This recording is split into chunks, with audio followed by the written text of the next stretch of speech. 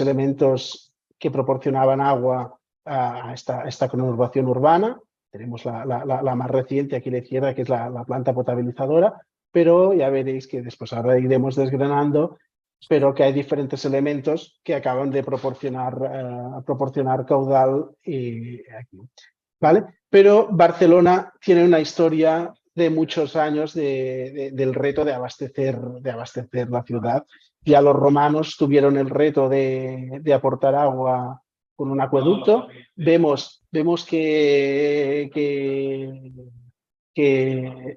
tuvieron que construir una gran conducción de 13 kilómetros y aún se conservan algunos vestigios.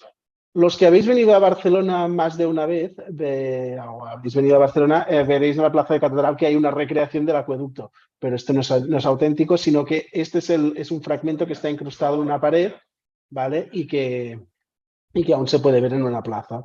Después aquí tenemos unos restos del Rec Comtal, una infraestructura que servía para abastecer Barcelona, que estuvo en funcionamiento prácticamente 1000 años y que funcionó hasta mediados del siglo XX. Precisamente lo que comentaba hace un momento, ¿no? Que esta infraestructura será la que volverá a alimentar de agua a Barcelona. O sea que es todo un reto volver a la historia para solucionar los problemas que tenemos actualmente en la ciudad, ¿vale? Ya entrando, esto digamos que es una pequeña pincelada de lo que es del agua preindustrial, pero ya saltamos a la fase industrial, donde ya se quiere hacer un sistema sistematizado para abastecer la ciudad.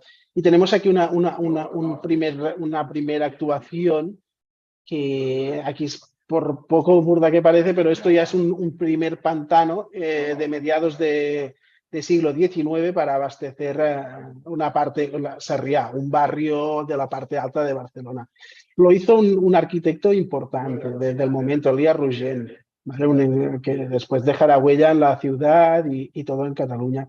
Esta sí que es una infraestructura que hoy en día no tiene ningún tipo de utilidad, pero lo que ha dejado aquí es un paisaje natural, ¿no? Diríamos, en medio de la montaña deja un paisaje natural que al final es un espacio de biodiversidad para la ciudad. Y aquí ya se ve en este pantano, ¿no? se ve las consecuencias, diríamos, de la crisis climática que tenemos o la crisis de los recursos que tenemos. Este pantano debería estar más lleno y cada vez hay menos agua y yo creo que esta foto es de hace un par de meses. Si fuéramos ahora, por desgracia, estaría más vacío, ¿vale? Después Barcelona tiene los restos también de unas infraestructuras que se crearon a partir de mediados del siglo, o segundo tercio del siglo XIX, que son acueductos. Unos acueductos que transportaban agua desde más de 40 kilómetros y desde diferentes partes, y que fueron una primera solución a los problemas de abastecimiento de Barcelona tras la gran expansión demográfica que fue el Plan Cerdà. Los que conozcáis un poco Barcelona, ¿no? Pasó a mediados del siglo XIX, pasó de ser una ciudad enmurallada, incrustada dentro de sus murallas, a una ciudad mucho más grande gracias a un plan de expansión ideada por Ildefons Cerdà, un urbanista y ingeniero muy conocido, ¿vale? Y los acueductos fueron una primera respuesta ante los problemas de sequía. Aquí tenemos un fragmento esto no es propiamente Barcelona, sí que es la localidad de Dos Ríos, que está a 40 kilómetros, y aquí se ve un fragmento de una canalización de desguace de agua, del sistema de captación. Y ahí detrás, aquí detrás se ve una torre donde alojó los ingenieros que vinieron especialmente de Bélgica para construir este acueducto.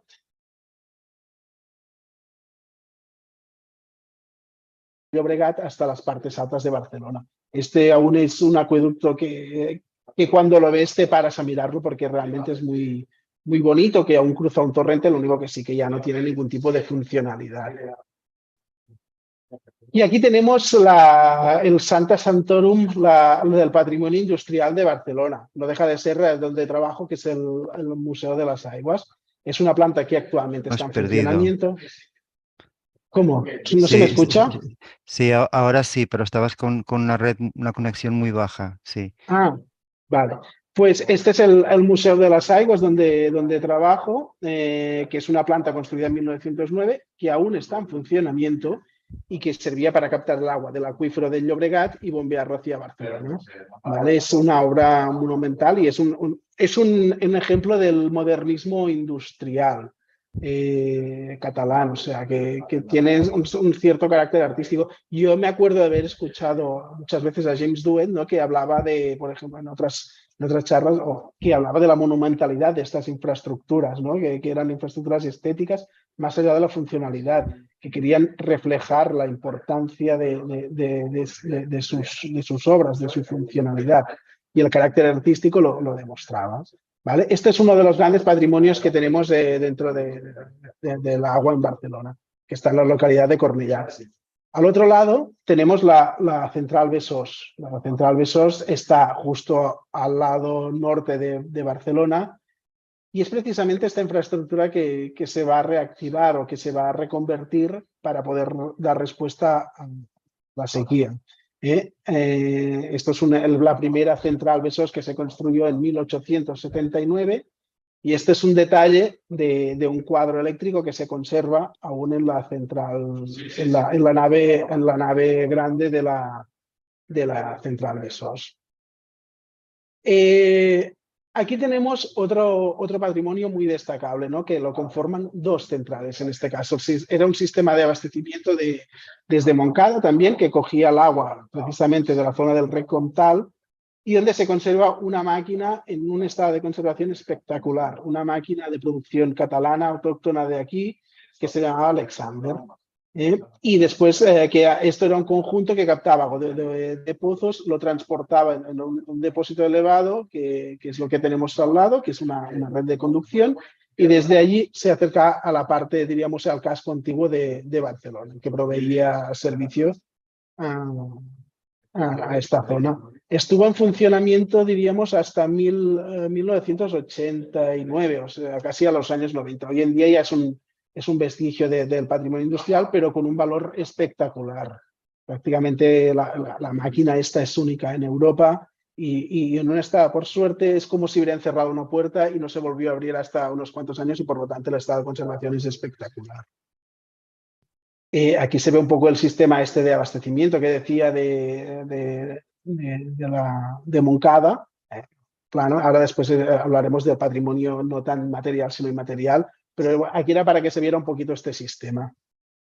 Después, ¿qué nos pasa? En Barcelona también hemos visto que conservamos los acueductos, hemos visto que conservamos centrales que algunas están en funcionamiento y después vemos los depósitos elevados. Esta es una construcción que está tocando prácticamente a la zona del mar, que era un depósito elevado para abastecer también una zona de l'Eixample. Es una obra también estética, más que funcional y estética. También la hizo un Pere Falqués, uno de los arquitectos top del momento en Barcelona, pero la planta pues dejó de poder abastecer por unos problemas de salinidad. Como he dicho, estaba muy cerquita del mar. Esta planta tiene este depósito tiene especial relevancia porque fue un patrimonio que se abandonó, quedó prácticamente en estado de ruina y se restauró hace casi unos 10 años. Y este proyecto de restauración tuvo el premio de Europa Nostra.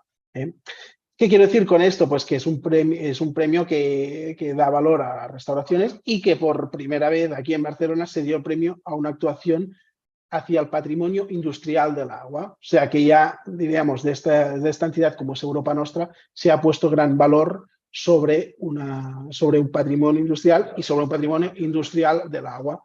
Muestra ya de la importancia que tenemos. Evidentemente, todos estos elementos que he ido explicando tienen protecciones locales, o sea que es un patrimonio que está protegido, que ya está valorado por las administraciones. Hablamos de protección local, pero ya es un grado de protección, ¿vale? Sí. Siguiendo con depósitos, aquí me he equivocado. Este es un depósito que está, si el otro estaba en el mar, este está en la parte más alta de Barcelona. Tiene unas vistas privilegiadas y este, a diferencia del otro, está en funcionamiento. Es un depósito que actualmente aún sirve a la parte más alta de Barcelona. Así que es un depósito que tiene una funcionalidad anecdótica, es una anécdota, pero que aún presta servicio a Barcelona. ¿Vale? También tiene un carácter estético como las otras partes y se da la circunstancia que es el mismo arquitecto que hizo la central de Cornellà. ¿Vale? Si vamos al centro de Barcelona, en el centro de Barcelona se conserva lo que llamamos la torre de l'Eixample, otra torre elevada que extraía agua del subsuelo, la elevaba hasta unos 50 metros y la hacía llegar a unas viviendas al otro lado. Se da la circunstancia que esto es como la alimentaban las primeras casas de l'Eixample. También es otro estilo arquitectónico. Y lo hizo un arquitecto que se llamaba Josep Oriol Mestres. Destaca porque fue el arquitecto, por ejemplo, del Teatro del Liceo, de la fachada de la Sala Familia, ¿no? de la catedral. Lo que muestra, repito, ¿no? lo que muchas veces ha explicado James Duet, de que los grandes arquitectos del momento construían estas centrales para darle precisamente esta monumentalidad, esta estética que querían transmitir sobre el servicio de aguas. Hemos visto lo que es el patrimonio material, ¿no? Elementos que forman parte de este paisaje de Barcelona, que la ciudadanía a menudo los ve, por lo tanto, la historia del abastecimiento del agua, la historia del abastecimiento industrial del agua está presente cada día en la ciudad de Barcelona. Estos elementos monumentales le recuerdan a la ciudadanía la importancia de este reto, cómo ha afectado a sus vidas, porque es muy presente, pero también en Barcelona conservamos en diferentes archivos mucho patrimonio documental de todo esto, ¿no? Esto es un ejemplo, ¿no? Planos que son prácticamente obras de arte, que son estéticas, son fascinantes y que se conservan en archivos de la propia Sociedad General de Aguas de Barcelona, la que gestionó, la que construyó varias de estas plantas, pero también en archivos como el Archivo Nacional de Cataluña o el Archivo de Barcelona. O sea que tenemos una riqueza documental espectacular. Una de estas riquezas es la planimetría, ¿no? Todos los planos generados durante esta época, dicho, son carácter puramente estético, fascinantes. Aquí tenemos, por ejemplo, el plano de la Torre de l'Eixample. Como se ve en el plano, a veces el plano no acaba siendo la realidad, ¿no? Aquí le vemos un elemento arquitectónico que al final, supongo que para reducir costes, se bajó, que es el tejado este. Aquí tenemos una foto histórica. Esta se conserva en el archivo de una entidad, del Centro Excursionista de Cataluña, una entidad que recorría el territorio haciendo fotos también. Y gracias a esto pues, se conservan muchas la historia gráfica de nuestro país. Aquí le vemos como a diferencia de cómo se conserva ahora, por desgracia, pues hay un elemento que es la chimenea vinculada al sistema de bombeo que desapareció, se mutiló, ¿vale? Y aquí vemos pues como originalmente se le construyó el tejado, pero que después la torre lo perdió. Aquí tenemos una foto muy bonita que es del interior de la central Besós, ¿no? Vemos una máquina de bombeo a su pleno rendimiento. Esta fotografía será de principios del siglo XX, una máquina a vapor de bombeo. Por desgracia, esta máquina pues, ya no se conserva y precisamente en esta nave es donde ahora se va a aprovechar toda esta nave para construir el sistema moderno para aprovechar las aguas del rec comtal que hemos dicho anteriormente. O sea, este patrimonio industrial, que en el caso de Barcelona se ve ¿no? que demuestra que es un patrimonio industrial vivo, útil y que constantemente está volviendo a la historia. La historia va volviendo de la historia del agua en Barcelona, siempre vuelve. Y aquí tenemos la central esta desde fuera. Esta foto, por ejemplo, son estas que hemos visto, son del archivo de la Sociedad General de Aguas de Barcelona. Y aquí tenemos el interior pues de la central Cornellà, pues unos trabajadores cargando el carbón. No hay que olvidar el factor humano, el que a veces, o la memoria oral de la historia industrial, que a veces es el eslabón más débil, porque la memoria oral se la lleva la biología de las personas y se va perdiendo.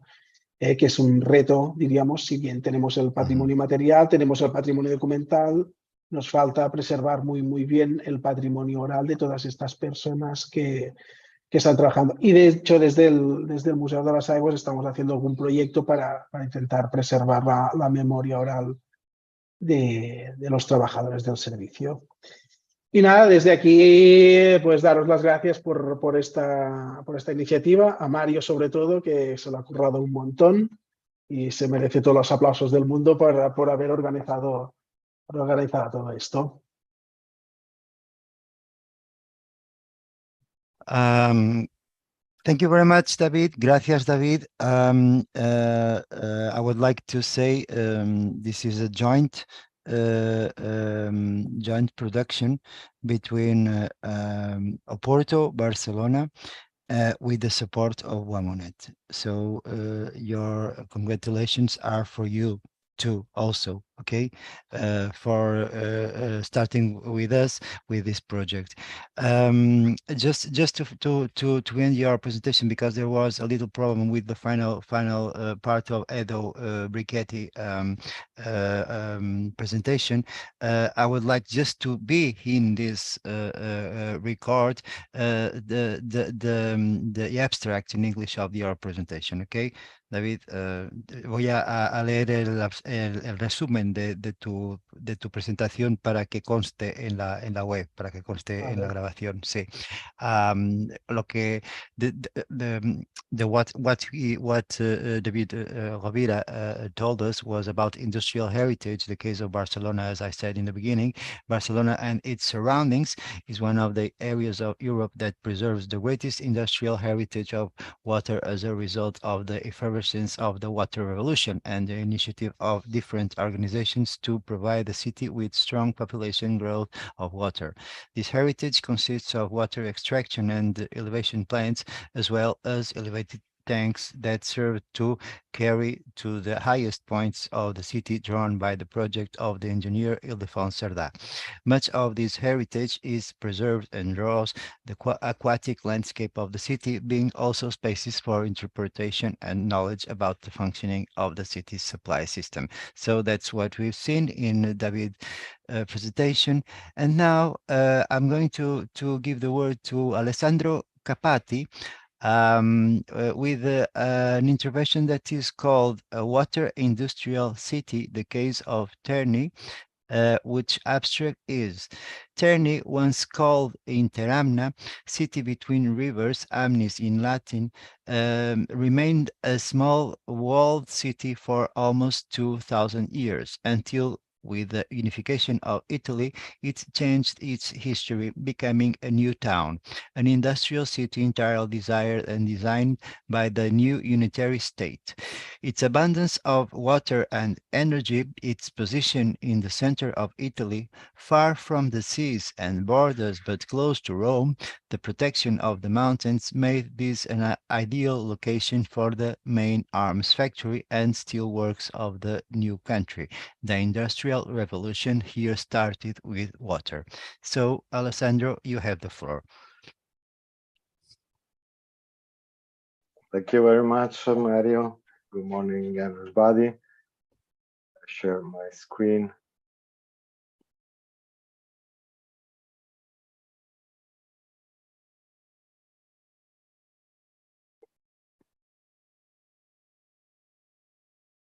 Can you see the presentation? Okay. Let's start.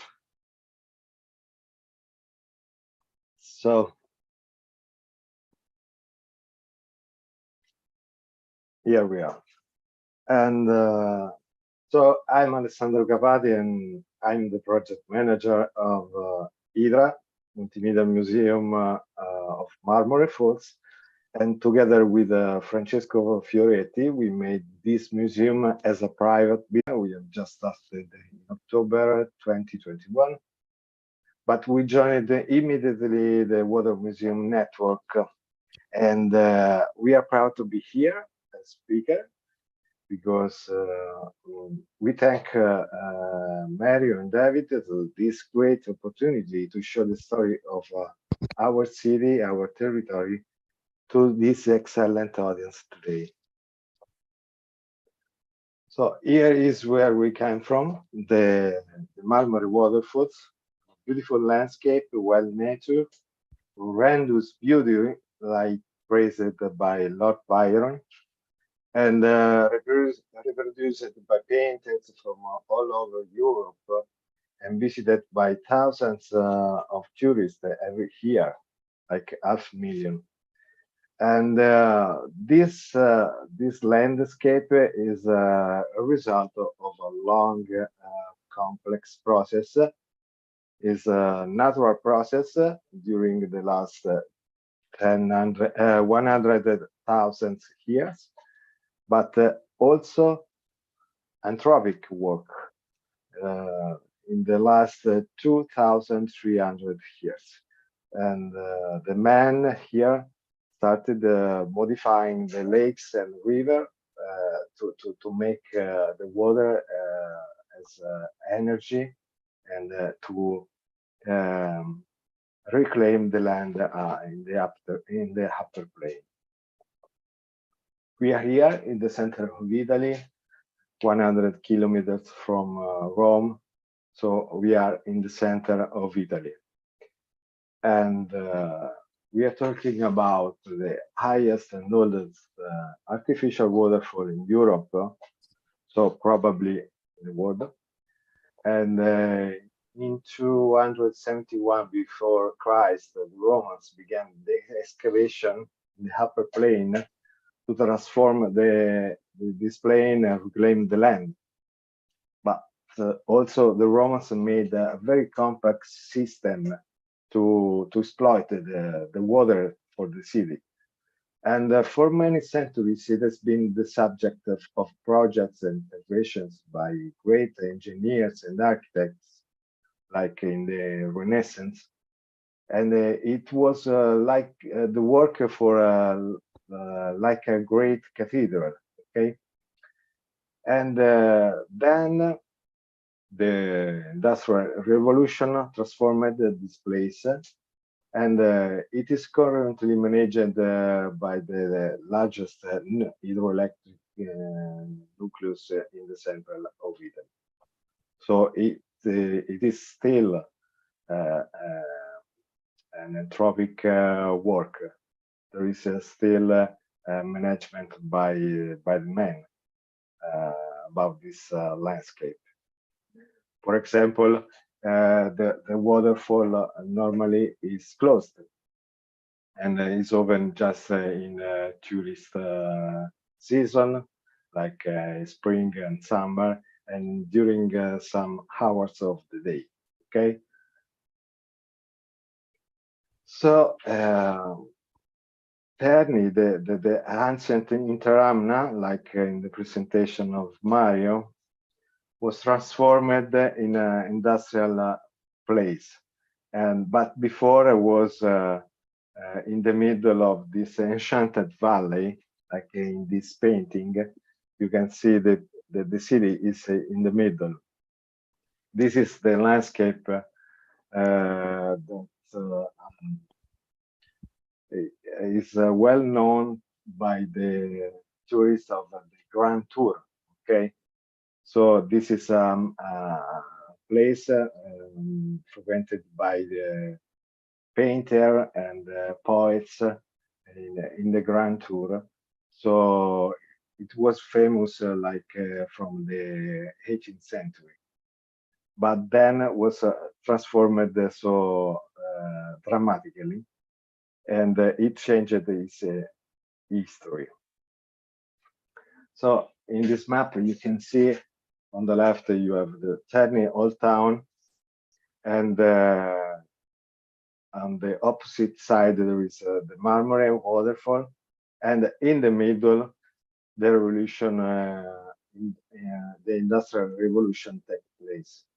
So the city changed its physiognomy, and you can see the Old Town Terni is the place, but also the dimension. And it changed the economy, the landscape, and the social composition. It went from 15,000 to 100 inhabitants in less than a century, and integrating many immigrants. And this upheaval began from the water, with two hydraulic works, like the Nebrino Canal and the Motor Canal of the steelworks that we will see after. And the waters represents the force and the energy and the fuel of this industrial revolution.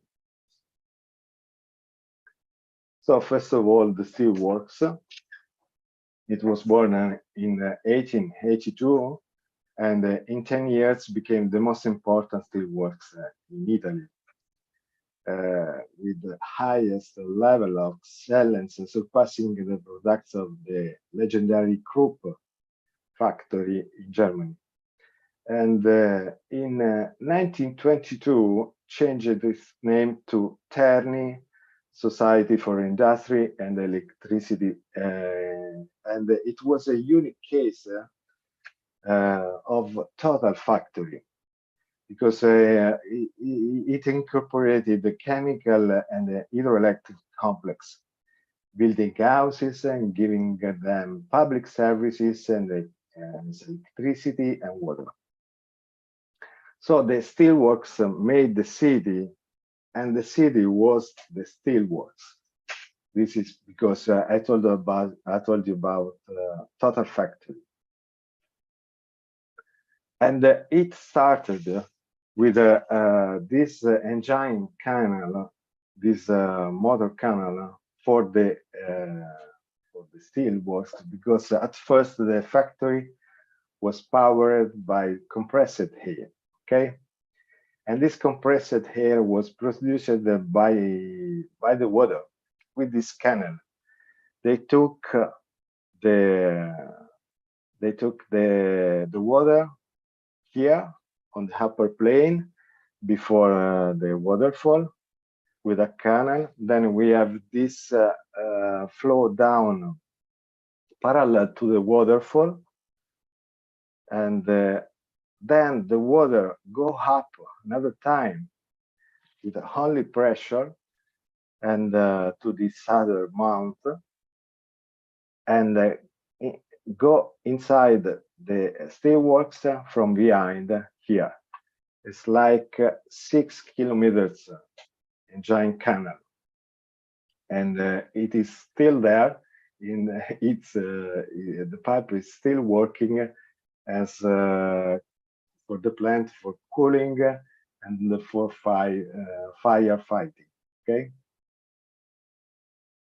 these are compressors powered by water in the steelworks, and this compressor pumps air to the big hammer. You know, at first the steelworks has this very huge hammer, and internally worked with the compressed air, and we don't have this system anymore, but it was very big. This is the steelworks now from above, and this is the area, and you can see Terni is a small city. You can imagine this is a big part of the city right now, and it is still working. And they say that the steel from here is very excellent because of the quality of the water. Then I want to show you something about the Nerino Canal that was designed in 1875 And this was the other important infrastructure powered by water for the industry. This is the construction of the Nerino Canal on the right bank of the river. You can see here the natural river and here the artificial one. And behind there is the industry. And this hydraulic work inaugurated a season of intensive use of water resource. And it was made to take place for private and state industries. And at the beginning, it served a consortium formed by weapons factory, steelworks, the wool mill, and the youth factory. And it remained in service until 1950. And this is the weapons factory. And the weapons factory was inaugurated in 1880 and attracted workers arrived from the weapon factory from every part of Italy. It was the biggest one in Italy. It is a huge construction and has a Renaissance architecture. As you told before, we are talking about magnificent style of the past to this big factory. It reflects the mood of the moment, with the eclecticism in architecture. So here architects took inspiration from Gothic and Renaissance architecture to make the factory. And this is the factory now. Not right now, it's I think 20 years ago, but it is still there. It's maintaining complex for the weapons. For example, the official version of the facts say that we made the weapon to kill the President John Kennedy in the United States. Okay, the weapon was made here, and you can see here we have the steelworks above, and the other factories powered by the Nerino Canal just down. And so you have here the youth factory. This is the weapons factory. It is right now is still there. And this is the wool factory. The wool and the youth factory are not there anymore. But the steelworks took place all over here right now. And this is an image about the youth factory, so you can imagine the dimension of this factory and of the men work. This totally empowered by women. This fabric, and I think thousands and thousands of workers lived here. Okay. And now I want to show you something about the Galleto power plant. That was the biggest hydroelectric power plant in Europe when it was built. And the Galleto power station was designed in 1929 to use like 140 cubic meters for seconds to produce 300,000 of kilowatt. Okay, and the engineer designed a complex system to bring as much water as possible from the upper plane down to the power plant. And they made a lake in the upper plane that works as a tank. It's a beautiful lake. and to exploit the jump of the water of almost 200 meters. And this is part of this complex system, like 2 dams for 2 minor rivers. And here down, you can see 42 kilometers of canals made by men, like with hands and explosive in less than 2 years, to bring the water parallel of the Nera River in the upper plain until the Piediluco Lake. And this lake works as tank for the power plant. This is the system now, as it works now. So you can see here in the center of this the waterfall. On the right, the power plant, and this is the lake. So all these waters are brought down with the infrastructure very big to this lake. So this lake works as a tank for the power plant. Then the power plant is the central managing from biggest system. Like here, you can see a lot of centrals, and this is the Tevere River going to Rome. Okay, and this is the power plant right now. The architect was Cesare Bazzani, and he took this monumental architecture because the architect wanted to make a monument for the energy. Okay, an energy monument for this power plant. And the power plant still works, so it's not a museum. You can visit only on guided tour. And on the right of this is the power plant. We have another big, huge industrial complex. It's called Papigno, and but it was abandoned like 50 years ago. So we had this very huge construction not used anymore, and we don't know what to do with it. These are cinema studios, and the movie Life is Beautiful was directed here. Okay, but the dimension is very huge. We don't know how to do with this place. We are trying, like museum, to make a virtual tour inside, because these places are very beautiful right now, but are abandoned. We don't have money to regenerate this place.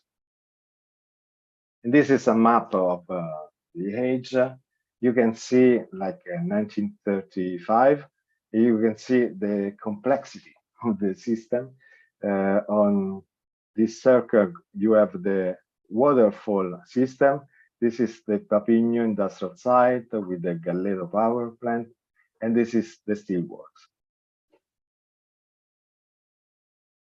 And leave you with some images of the work of men.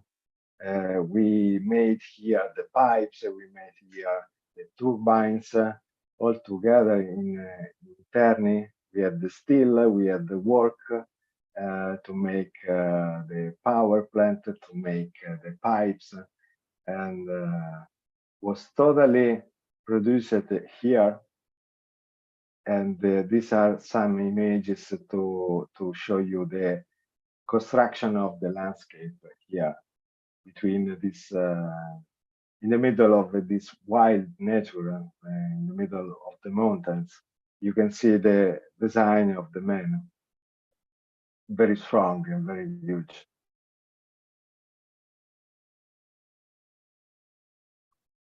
Yeah, you can have a dam, and behind there is the Papigno industrial site.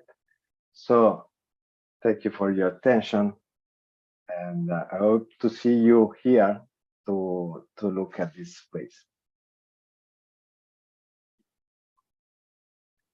Okay, thank you very much, Alessandro. We are right on schedule. It's incredible. We are just right on schedule. That's very rare in web congresses. So congratulations to all that intervened before, and thank you very much, Alessandro, for your presentation.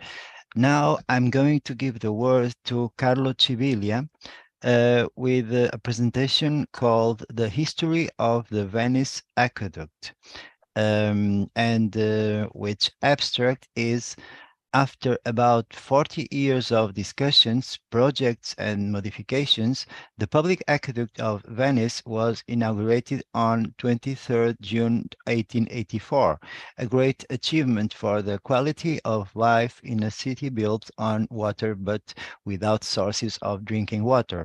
For hundreds of years, in fact, the water supply has been based on the thousands of wells that filtered rainwater. Then, because of demographic and urban development, they have been replenished with fresh water carried by the rivers of the nearby mainland. But to deal with epidemics, cholera, and the needs of modernity since the mid-19th century, the city council decided to provide Venice with an aqueduct fed by an aquifer of about 30 kilometers from the city. So thank you very much, Carlo. Let's go on. Okay, can you see the slides? The Yes, presentation? perfect. Yes, okay, perfect. Great. Okay, thank you. Thank you for the invitation. And before taking a leap back in time and trace the history of Venice Aqueduct, that is one of the earliest pressure aqueduct in Italy, I want to tell you just an introduction to our company and territory. As you can see here in the map, on the map, we are located in the Veneto region in the northeast of Italy, and Veritas is a company wholly owned by 51 municipalities of the metropolitan area of Venice, and that manages the aqueduct as part of the integrated water service, water cycle. I mean, with sewerage and wastewater treatment plants, and other public services such as environmental hygiene, waste collection and treatment, urban maintenance, and others such as photovoltaic plant and other maintenance services. Veritas provides services in a territory with more than 900,000 inhabitants and about 50 million tourists per year. I mean, mainly in the Venice Historic Center and coastal areas. Today, here, we will focus on the municipality of Venice, as you can see, and its historic center. You can see the peculiar shape of fish in the middle of a big lagoon between the Adriatic Sea and the mainland. Now, so you can see the location also of the museum. From the height, you see that here we have especially the Venice Water Center station, I mean the pumping station, and also the Museum of Venice Aqueduct, exactly where I am now in this moment. This is an image of the inside of the museum. So we can start. So nowadays we have, I can tell you many data, global data about the company, but we have an articulated system made of thousands of kilometers of pipelines, purification plants, water lifting plants, tanks, reservoirs. We distribute 70 million cubic meters of water per year. And our sources are mainly groundwater, 85% from different aquifers, and also surface water from 4 different rivers. But how did it all start? So, as stated by a local historian, Marin Sanudo, in the 16th century, he said, Venice floats on water, but doesn't have water. So Venetians had to invent rainwater harvesting systems and other systems to collect and to store drinking water. So it's important to start from this level. So, no? In the 5th century, the very first inhabitants who arrived in Laguna Island after escaping from the barbarians, they dug holes in the ground to collect rainwater, but then they invented a very famous system, the cistern system. Here you can see the Venice wells. I mean, the outside you see the wellhead, but you know that below there is an important system, especially from the engineering point of view. This has been the only system to provide the water in town in Venice for about 10 centuries, just until the aqueduct construction. You can see the cistern here, and also that is insulated by clay and many layers of sands. The function is to clean the water collected by these holes, I mean rainwater, holes for rainwaters, and then the filtered water. Still today, you can see these wellheads in the city as masterpieces of art. And you can imagine that in the 19th century, there were 5,000 wells. Most of them that were in bad condition, but the number is very high. The Republic of Venice was one of the major world powers between 14th and 16th century. With a population of 130,000 inhabitants and dominated naval routes and trades. We can also compare today with a city like New York, I mean, talking about this economical and cultural centrality. But due to epidemics and demographic increase, the water quality got worse. And therefore, in the 15th century, the authorities decided to take water from a river in the mainland. The river is the River Brenta. Here you can also see this old map, is a map from the 19th century. You can see the route of the fresh water. The light blue is the Brenta River route, and you see the dark blue is the Seriola Canal, an artificial canal that they built in 17th century that diverted the river water to filter and clean it, just till this kind of hub on the edge of the lagoon.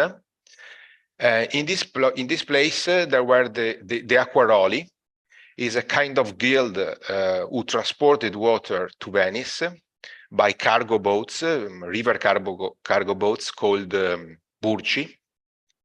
And they did these tracks that just to the direction of the city, and they filled the wells of the city. This was the system from 15th to 19th century. So is made of rainwater and river water that fill the wells in the city. In the 17th century, economic expansion and population increase in a very precarious residential context highlighted the problems of public hygiene in Venice. The bad quality of water in the wells triggered constant cholera epidemics. An inquiry of 1874 on the state of public housing revealed the progressive abandonment of wells, and so grew up in the city council, they grew up the intention to find a solution for the city's water supply from outside, through an aqueduct, of course. But the military authorities feared that in the event of a siege, the city might run out of water. So they opposed, every time they opposed the aqueduct projects, prefer artesian well project. They tried to do this, but with bad results. In any case, the municipal authorities continued their search for the most reliable project. And finally, after a competition among 10 designs, a technical committee chose an English project by Ritterbrandt and Dalgens. And then in 1880, the French company, the Société Générale des Eaux, began construction works. You can see this picture, how big.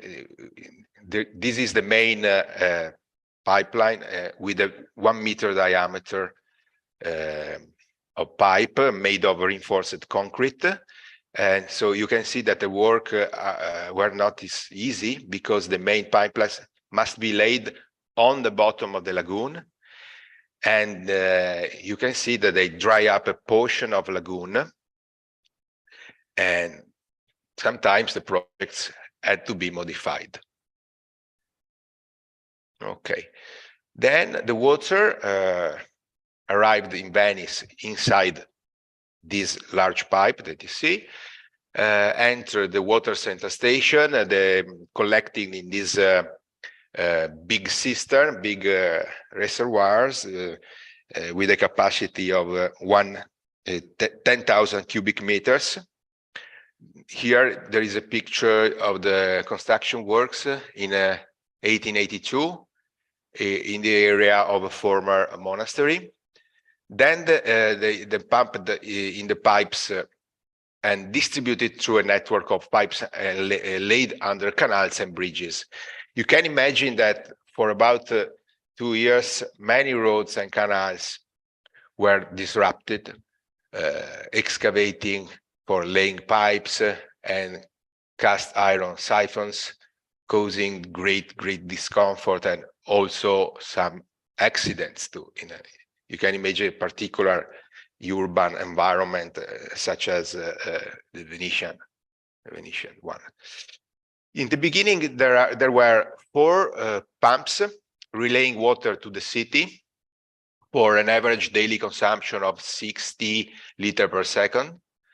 Then, with the increasing of consumption, also increase the pumps and the engines, always with 3 bar pressure on the urban network.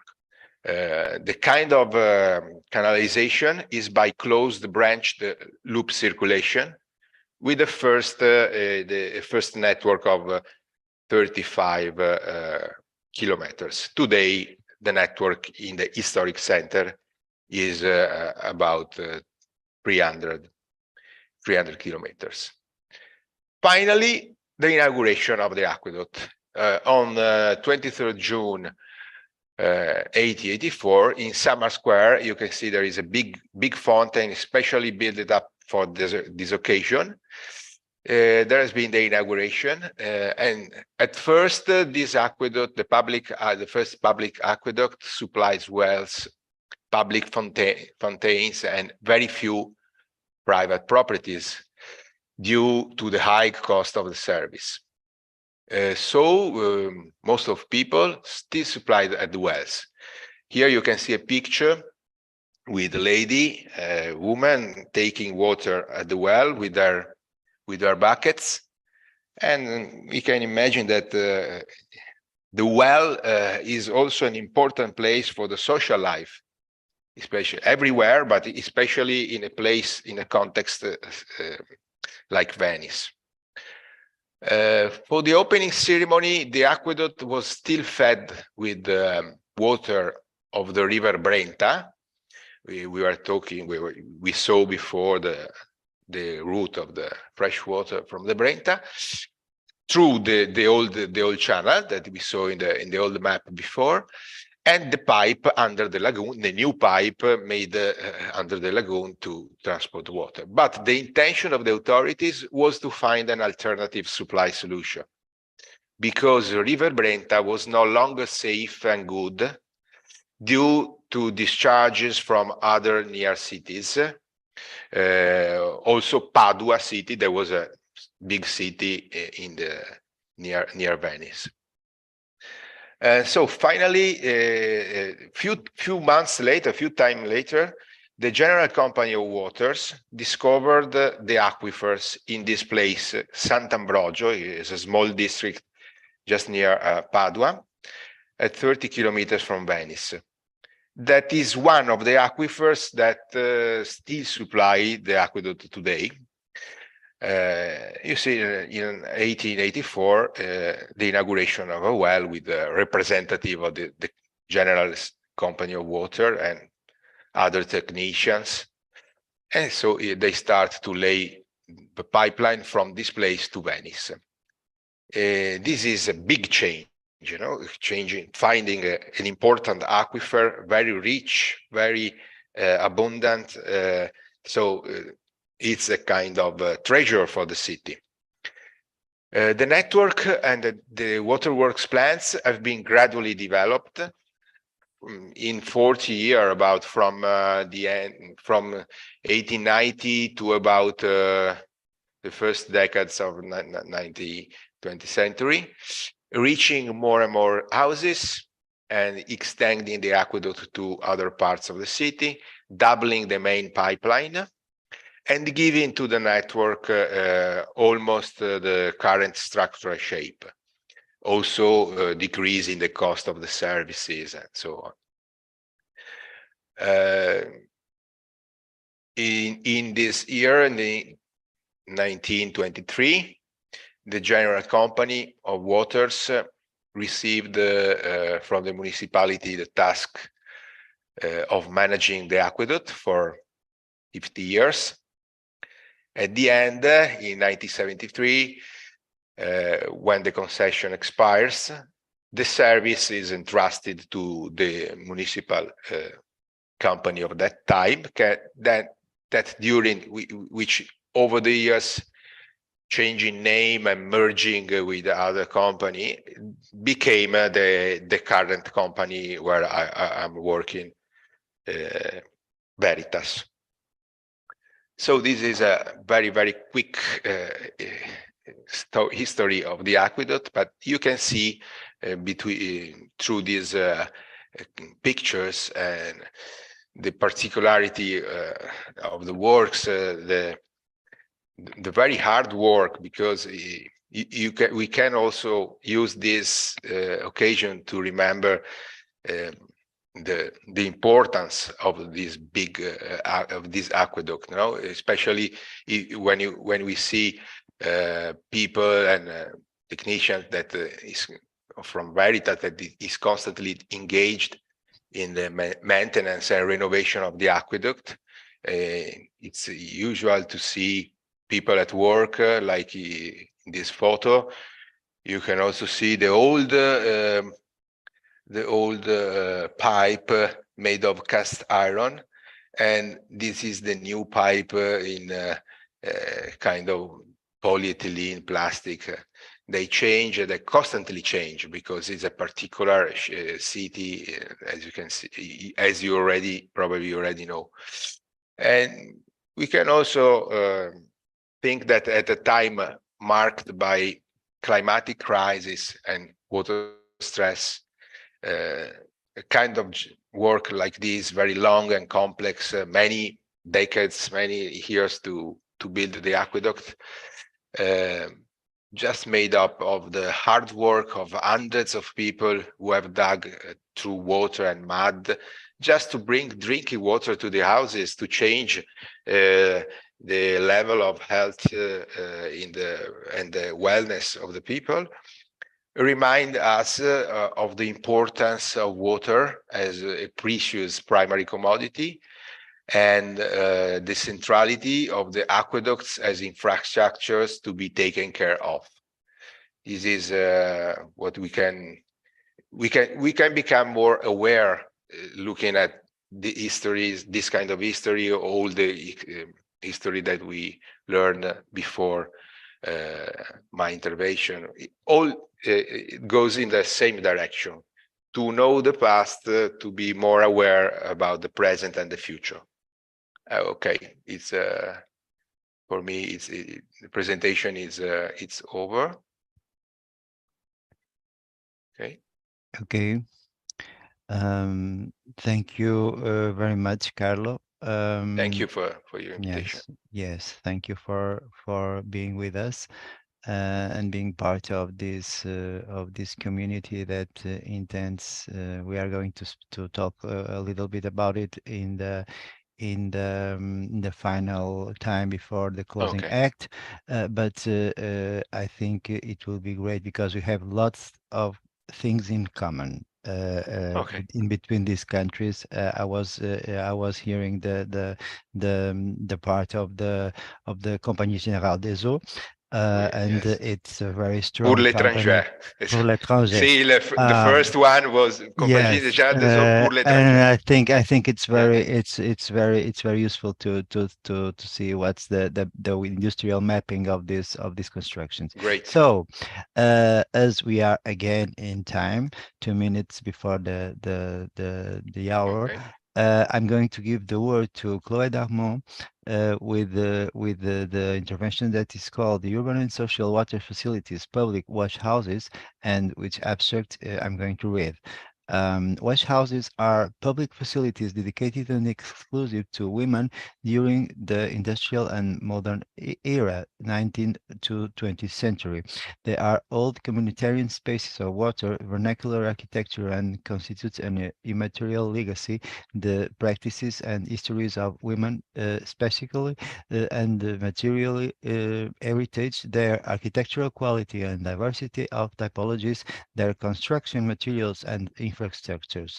In the case of Porto, these spaces are in the state of urban ruins because of their abandonment phenomenon due to their function and temporary condition, quickly replaced by washing machines and public laundromat. Furthermore, their condition of feminine spaces in the city and the lack of interest dedicated to this particular type of heritage makes them invisible. They are the representative space of quotidian communitarian life linked to water in the urban environment and have a lot to teach us about urban planning around water courses, architecture and construction, past and present. So, Chloé, thank you very much. I'll give you the floor. You got 20 minutes to speak. Okay. Hello everyone, I will share the screen. Do you see the screen? Yes? Yes. Okay. I'm going to talk about the public wash houses that are water facilities, but as said in the resume, my work is about the social dimension and communitarian dimension of those places linked to water. So we are talking about practices of women, the textile industry that we saw in other presentation before. And after, I think the presentation of Mario will complete what I'm going to say right now. So the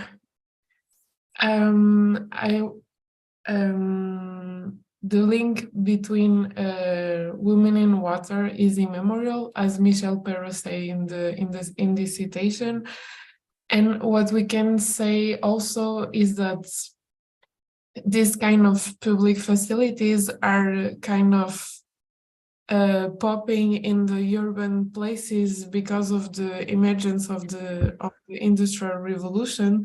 So the link between the workers in the fabric that we saw before, and that are women also, and the way they are moving and using the public spaces, it's really interesting because we saw that it's like kind of a phenomenon in the south of Europe, also because of the weather and the climate conditions, but it's an universal international images of women and water, and about the domestic space in the public spaces. So what I want to say also is that I'm French. I'm working on my subject of research is about Porto, but also we are talking in English. So it's kind of a lost in translation situation where we are using different words to talk about one same object. And I think it's interesting also because the way we translate word also tell us about the object that we're talking about. So I think it's important also to go to the etymology of words to understand their origins, and also it can explain the meaning of them. So in Latin, for example, lavatorium, it's a communal space of monks. And it has the connotation of washing and the hygiene and hygienism and everything. And in French is lavoir, so it's the same origin from the Latin, but a wash house is like more linked to the architectural dimension of the building, you know. So I think it's interesting to see the complementarity of the words of the translation, because it's like a wall, like a network of spaces, but also a network of words that can explain an urban situation and also public facilities around water. So we have the idea of community and the idea of shelter and the domestic that always refer to women. So there are spaces of everyday life, and they were little studied also because of this. We can see the big infrastructures and everything, so they are part of a wall of the industrial revolution, of the domestication of water, and so they are space with little I mean, in terms of heritage and preservation, they have like they are kind of forgotten, but they are really important to understand the dynamics of the city and the public space. And all women went to the fabrics and also was washing clothes, and it's at the same time that we like tell people to wash their clothes, and after like you have all this interconnection between the fabrics and women, and there were spaces of really intense community life. So the communitarian space for women as like a way to help with children, a way to talk with the neighborhood, a way to have like a relationship with other women from the neighborhood and everything. And it's really specific, exclusive, and peculiar because those kind of spaces were spaces of work and also spaces of socialization.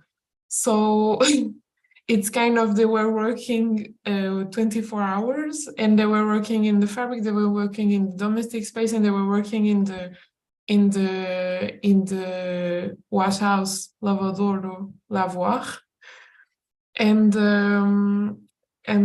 that's it.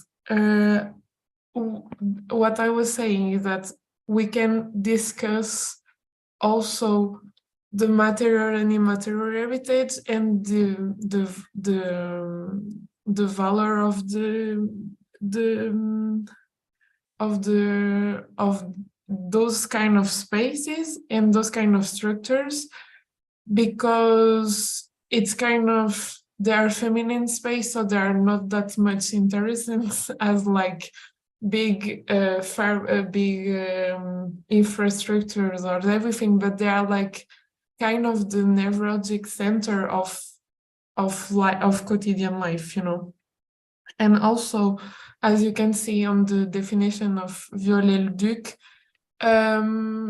he uses the spaces of water, like the fountain, the wash house, as like spaces to respond emergently to one need.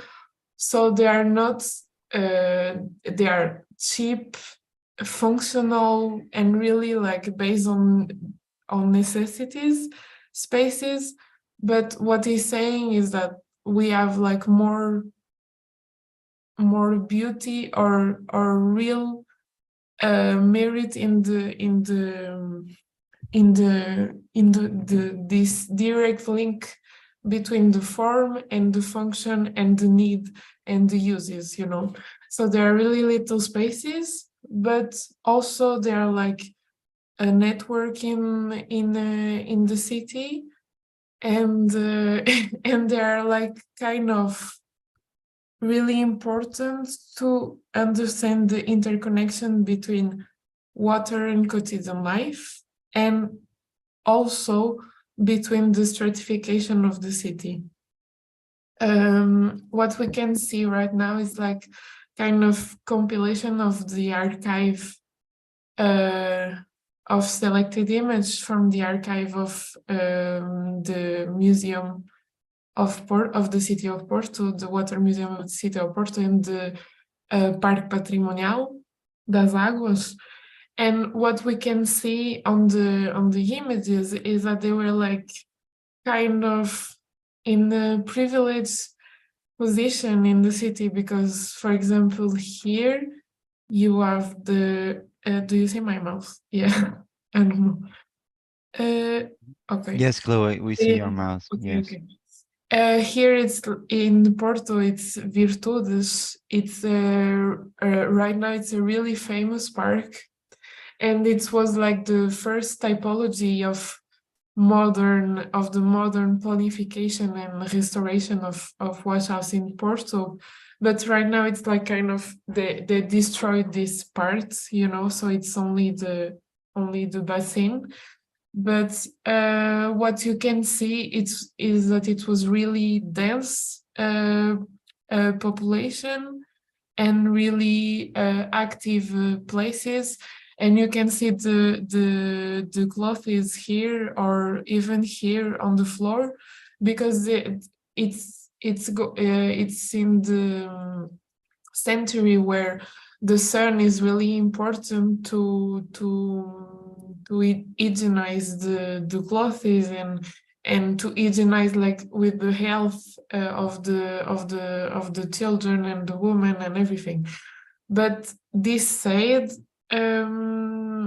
maybe we have some dichotomy between the way women were using the space, because it was like everyday life spaces, so they were their spaces, and the way like planners, and so we are seeing like the planner's point of view, and right now we are seeing the user point of view, and it's really interesting because of the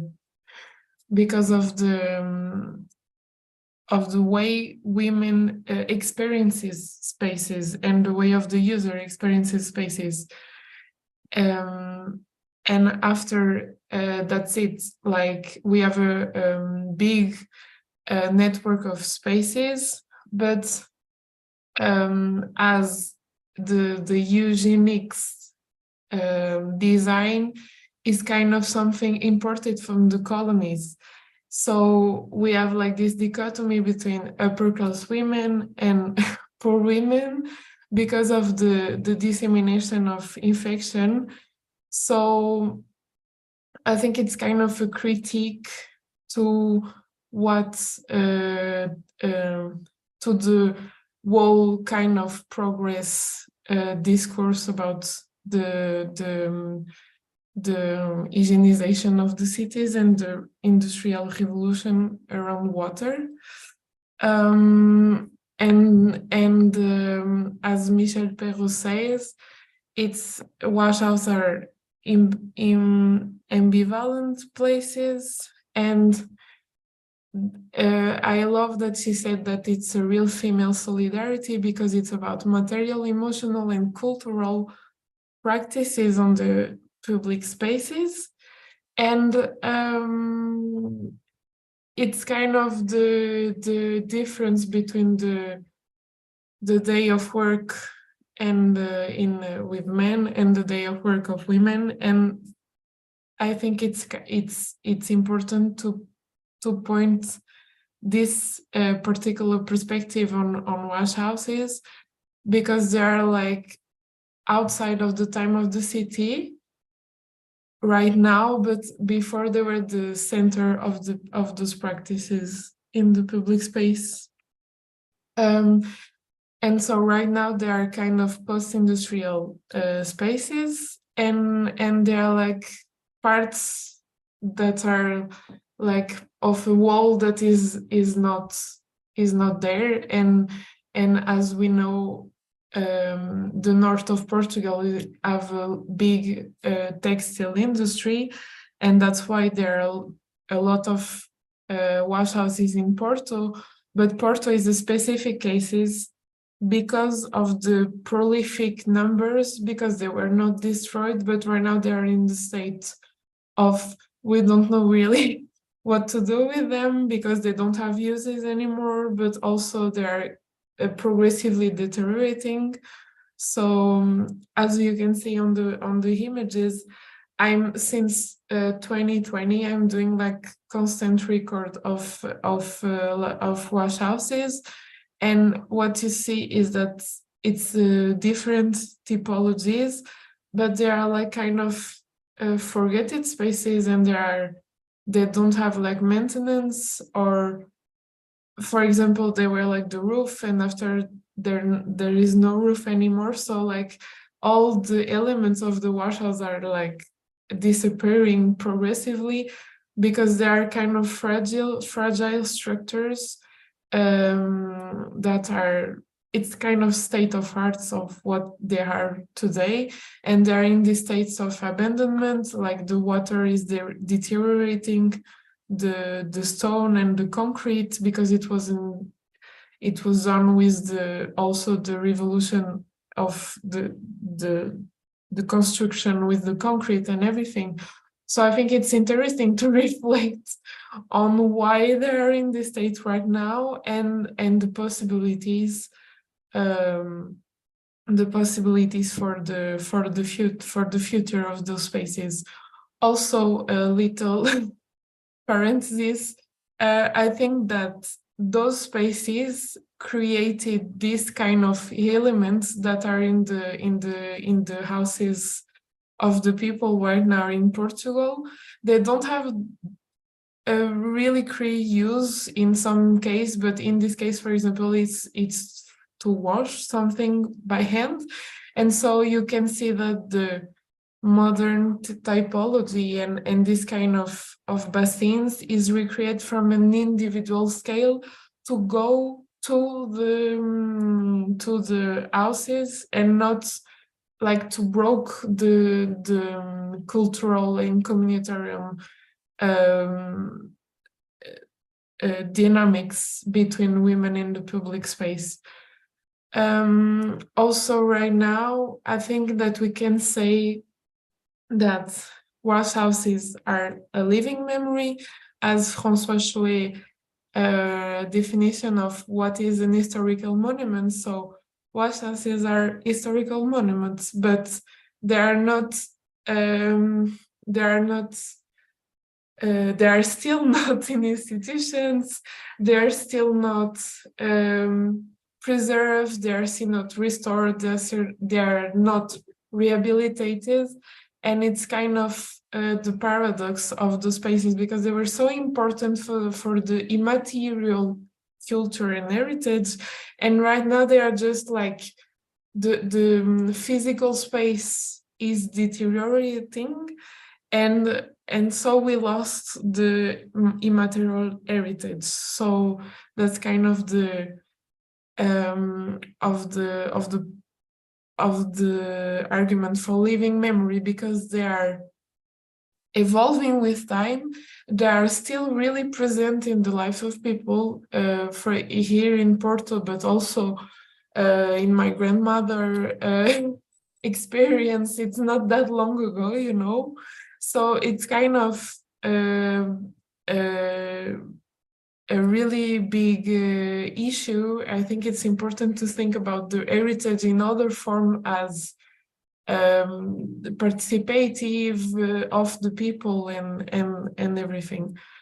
And that's why some students from Zurich, they were here in Erasmus, and they did like a really beautiful project about reacting on the lavadouros, because there are spaces in between, in interstices, so they're really important, but also there is kind of administrative processes that are like really really complicated to restore them and everything. So I think it's kind of really interesting to see what architects and have to say about it, and also the I mean, what Chiara and Margarita did was really beautiful, because it was what I call a precocious act of transformation. That is really like, we are going there, we are going to do small thing to reactivate the spaces, but also we don't want to interrupt the life of the ruins. And I think it's really interesting to see the different manners of preserving those spaces. And I wanted to show you a little video, because there are spaces of water, but also these spaces went to the public housing, went to the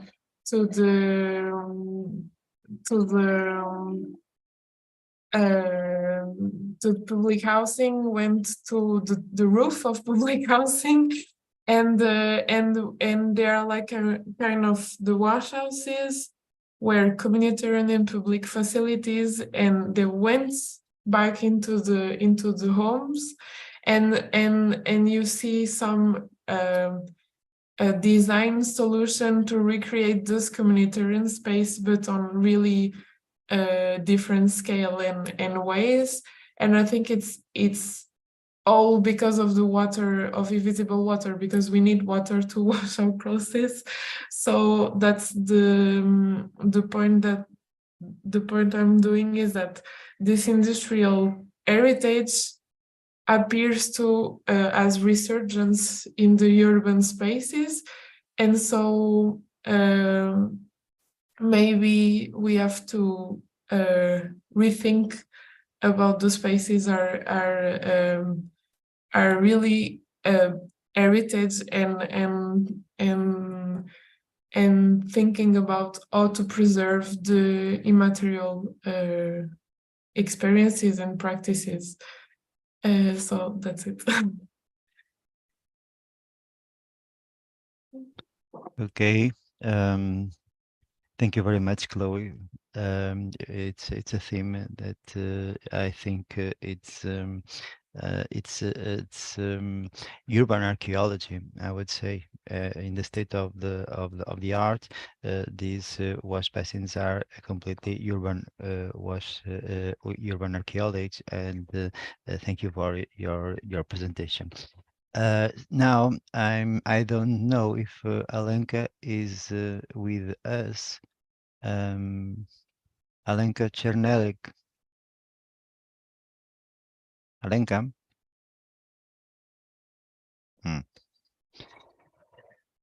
So if Alenka is not with us,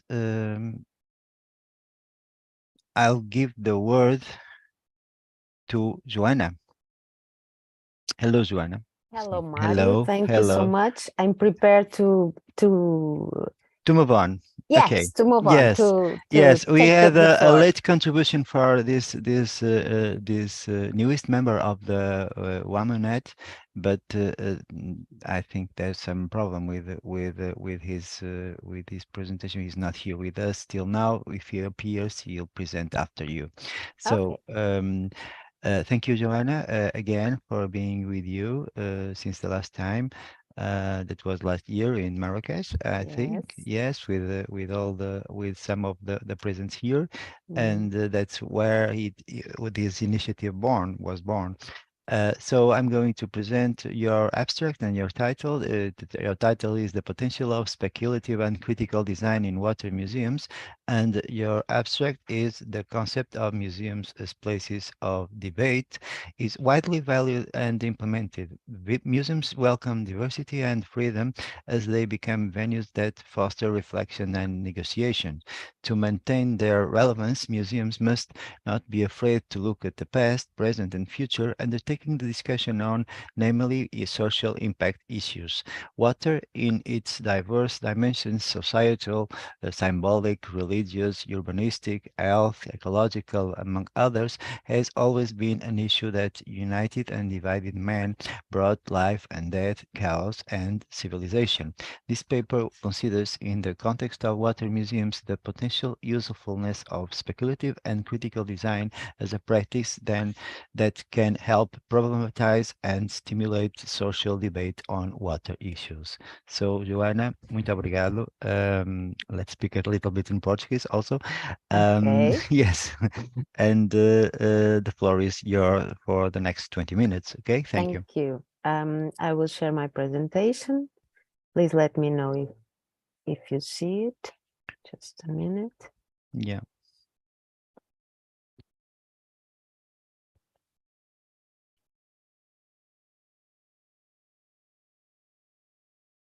Yes, it's perfect. Okay. Yes. Okay. Yes. So I'm going to make Put it on full. presentation mode, I would say. Yes. Yes.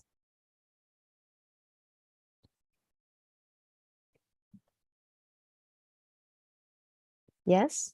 Can you see it? No. No. Sorry. You got to go to the. Yes, I know. Yes. Yes, I know you know because Yes, I you're know. a specialist You in know, this. you know, I know. Yes, I know you know you know. But Sorry, it's just just for because I have many things here. Yes. yes, Okay. you can go. Yes. Yes. Yes. No. Wait. No. I want a specific thing. Play from start. Presenter. Slideshow. Play from start. Yes. Do you see Okay. it now? Is it full Yes. screen? Yes. Full Okay. screen. Okay. Thank you very much. First of all, thank you, Mario. Thank you, David. And of course, to Amunet for also, wait, sorry.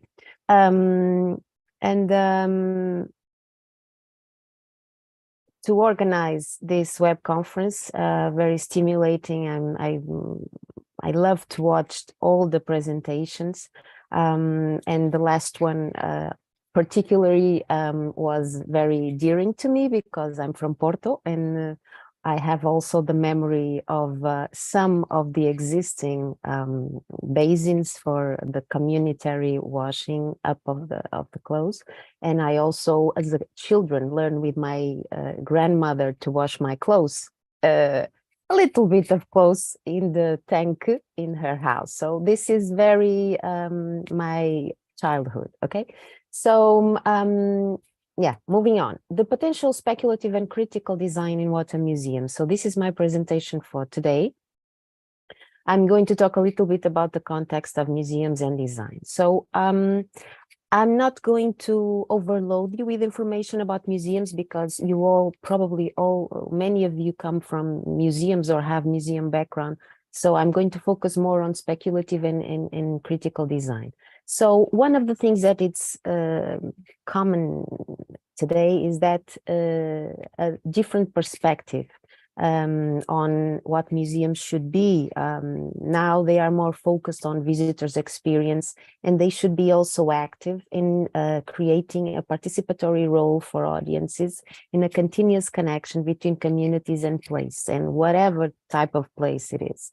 It might be in situ ecological site, it can be four-wall museums, it can be archaeological urban ruin, it can be the wash basins of Chloe. So I think that this is very diverse. And so I would like you to think as a diversity of a museum, open museum.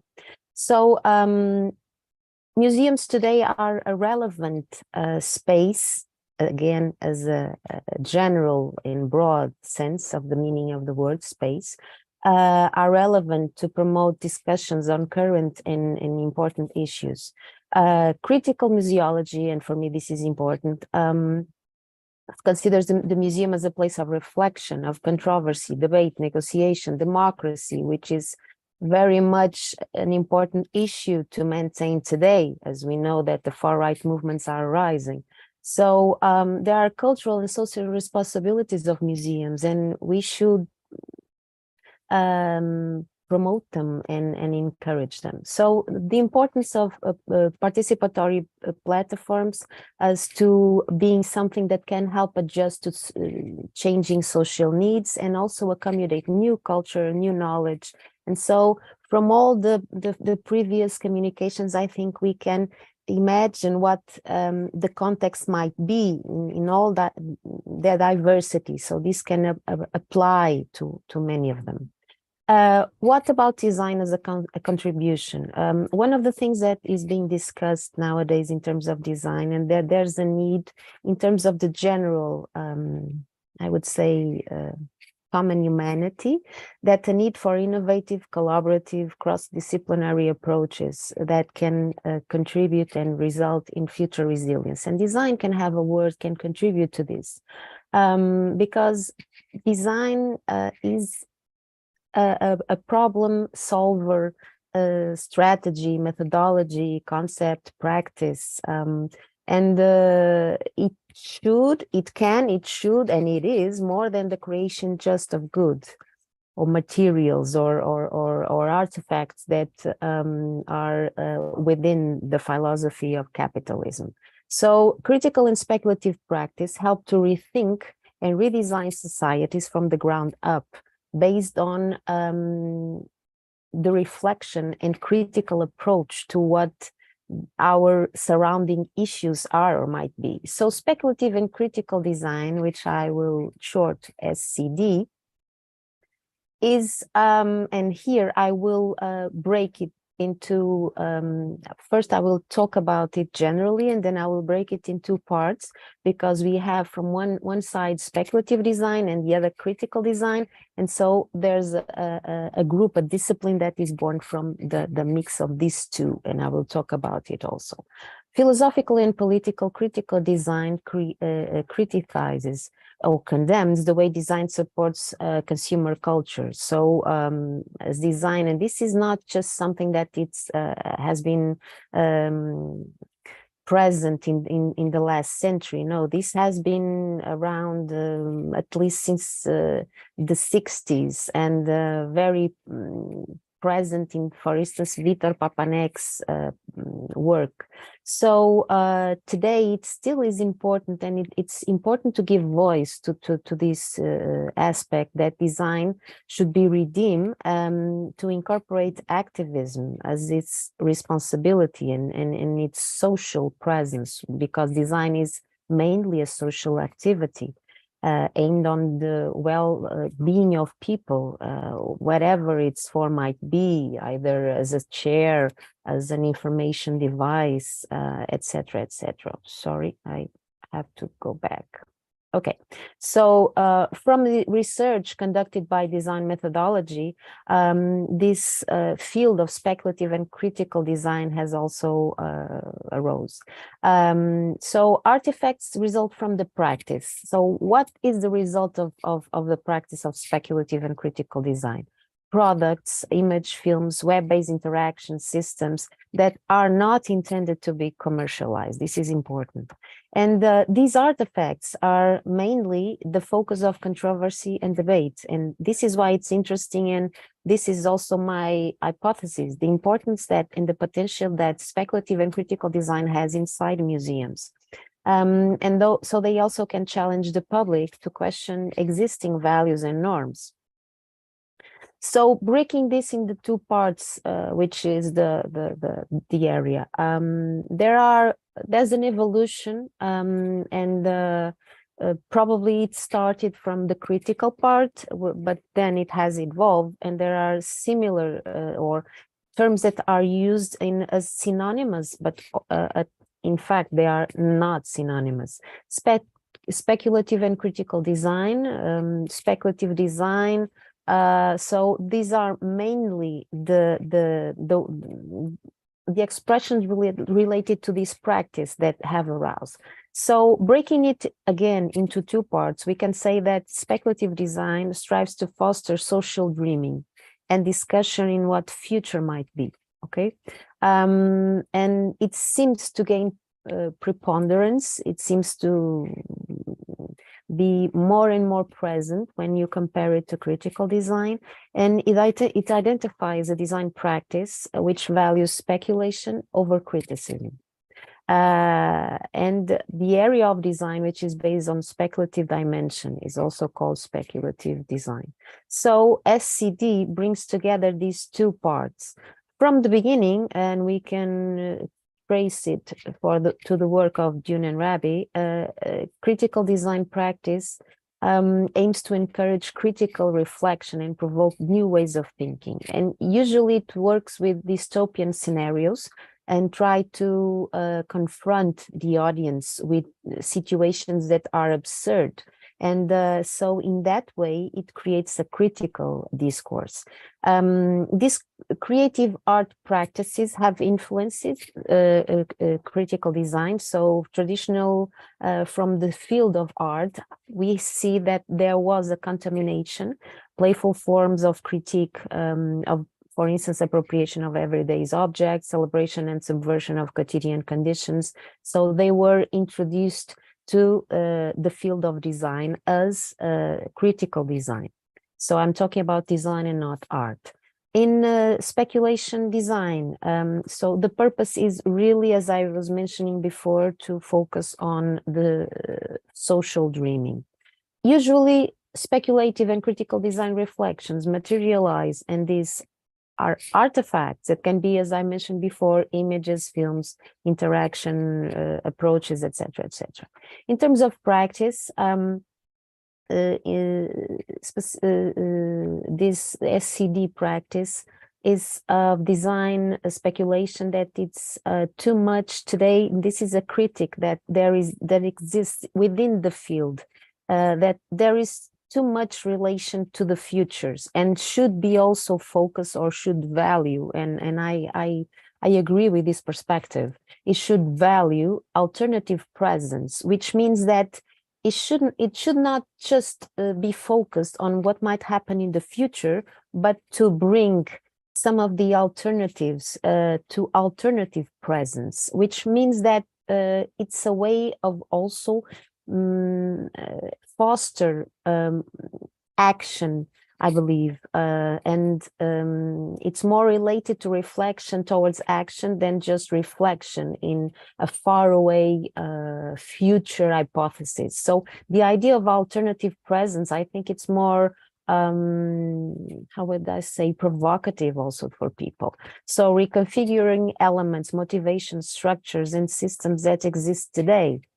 In fact, the confrontation of the public with this reality, creating it an alternative one, which should be more positive, it's, I think, more interesting, and it might create even a bigger clash. And so, as I was saying, I believe it helps to go to action in a more present way. So SCD should address different society groups, and this is also important in a positive era that we are all living, when we recognize the diversity of genders, of religions, of cultures, and the need to respect all these spaces where they should exist, and they could in terms of they could cohabit, so they could live together and respect them, respect each other. So this idea of SED, it also helps to create a context where this can be addressed. And I think this is also a very current and important issue. So making this connection of the future and the alternative presence, I created this scheme that is what I call the two-type scenario, a model that I designed that show how we can either think about alternative presence or imagine ideal futures. So we focus in terms of future, we focus to the preferable. There's a probably, there's a possible, there's a possible, and we would like to focus on a preferable. So speculative design should aim, I believe, in the preferable one. Again, this is the scheme that it's based, this is a model that it's based on Joseph Voros, and also this idea of two-type scenario for SED. Very quickly, just going through the methodology, and I think this is very useful. Usually in WAMUNET, which is, and I'm very proud to integrate this wide network, getting wider and wider. As I usually talk in this context for people that are outside this specific area of design and more related to the water museums and the water related heritage issues, I would like just to go a little through, just to clarify the methodology I've identified in what can be the practice, the application of SED. So this can be a three-step process. And this is based on this author, on these authors. Step one, to define a context for debate, identify specific issue, and the setting for the context to draw the audience attention and incite debate. This is very doable, of course, in any kind of musealized heritage. Step two, ideate, find problems, create a scenario, create a scenario, provide ideas to identify problems. And this would be a way to explore the chosen theme and two possible action scenarios, for instance. Step three, materialize the scenarios to provoke the audience. And again, the materialization of a fictional narrative can be made through artifacts or service, and they should embody the concept. And this might be a film, it might be a model, it might be, and I will bring you and show you next slides, I will show you a conceptual city or region just floating on water. So it can, and it should be an artifact that can be developed under many types of media and that embodies a concept. So one of the examples that I believe it's very interesting for us to see, and it's again related to the museum context, and it's an exhibition. And again, I mainly focus on, again, the water museums. This exhibition that happened in London in 2020 is the title is Moving to Mars. This is very interesting because it's a conceptual scenario, of course, conceptualized, and it projects the idea that we now have a journey to the red planet, and this is a description of the exhibition from the Design Museum where it took place. So it shows the details, and it's an immersive recreation. And this is why, for me, it's interesting, because under this umbrella of speculative and critical design, it speculates on a possible reality, a plausible reality, and an alternative future that it might be an alternative present now.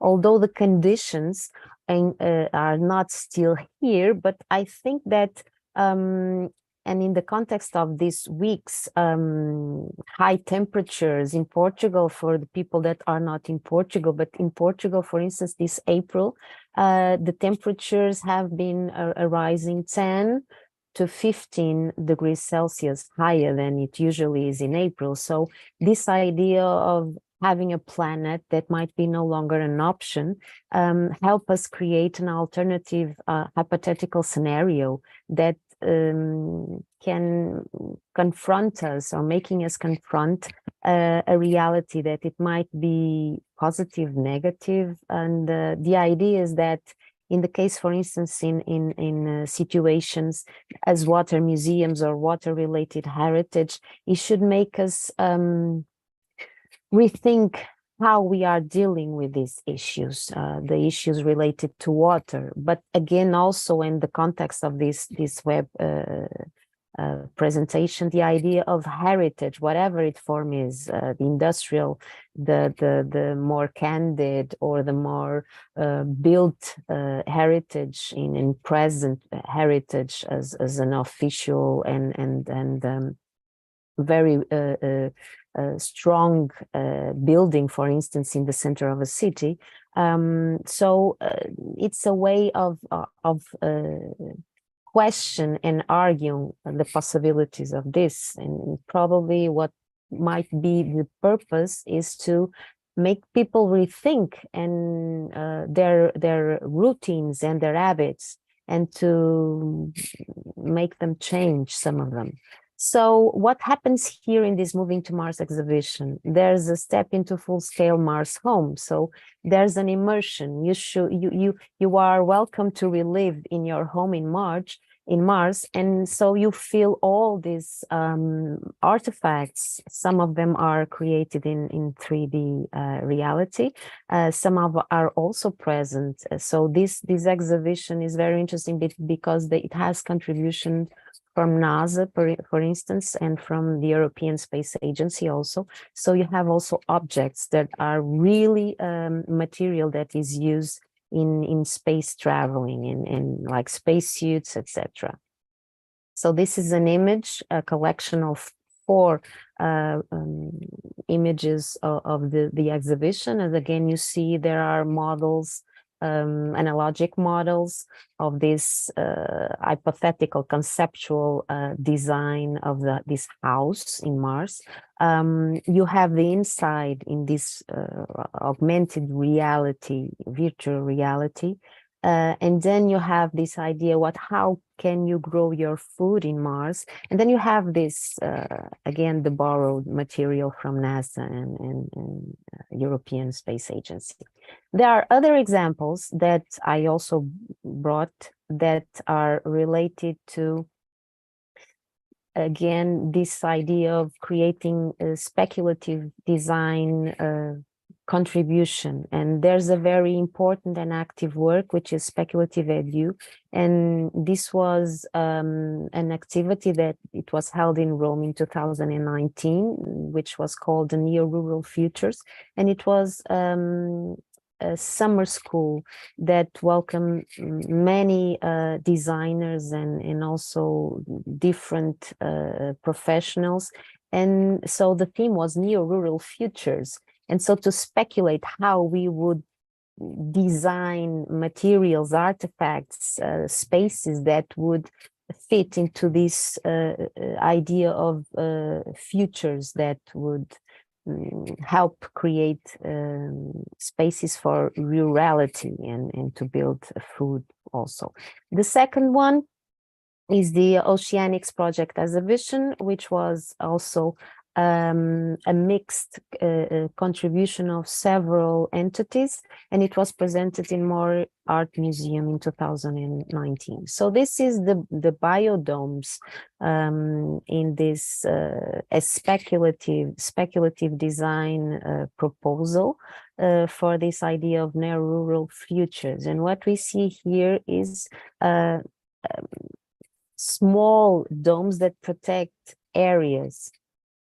And so Gemenkap I don't know if this is the right word to pronouncing it. It's the means community. And so this project is a speculative scenario that arose from this workshop in Rome, and focusing this idea that this was the brief, co-live in near rural futures. And because the mass migration and the climate change, which is a reality today, that's why it's interesting, because these projects are related to important, relevant, urgent issues that are with us today.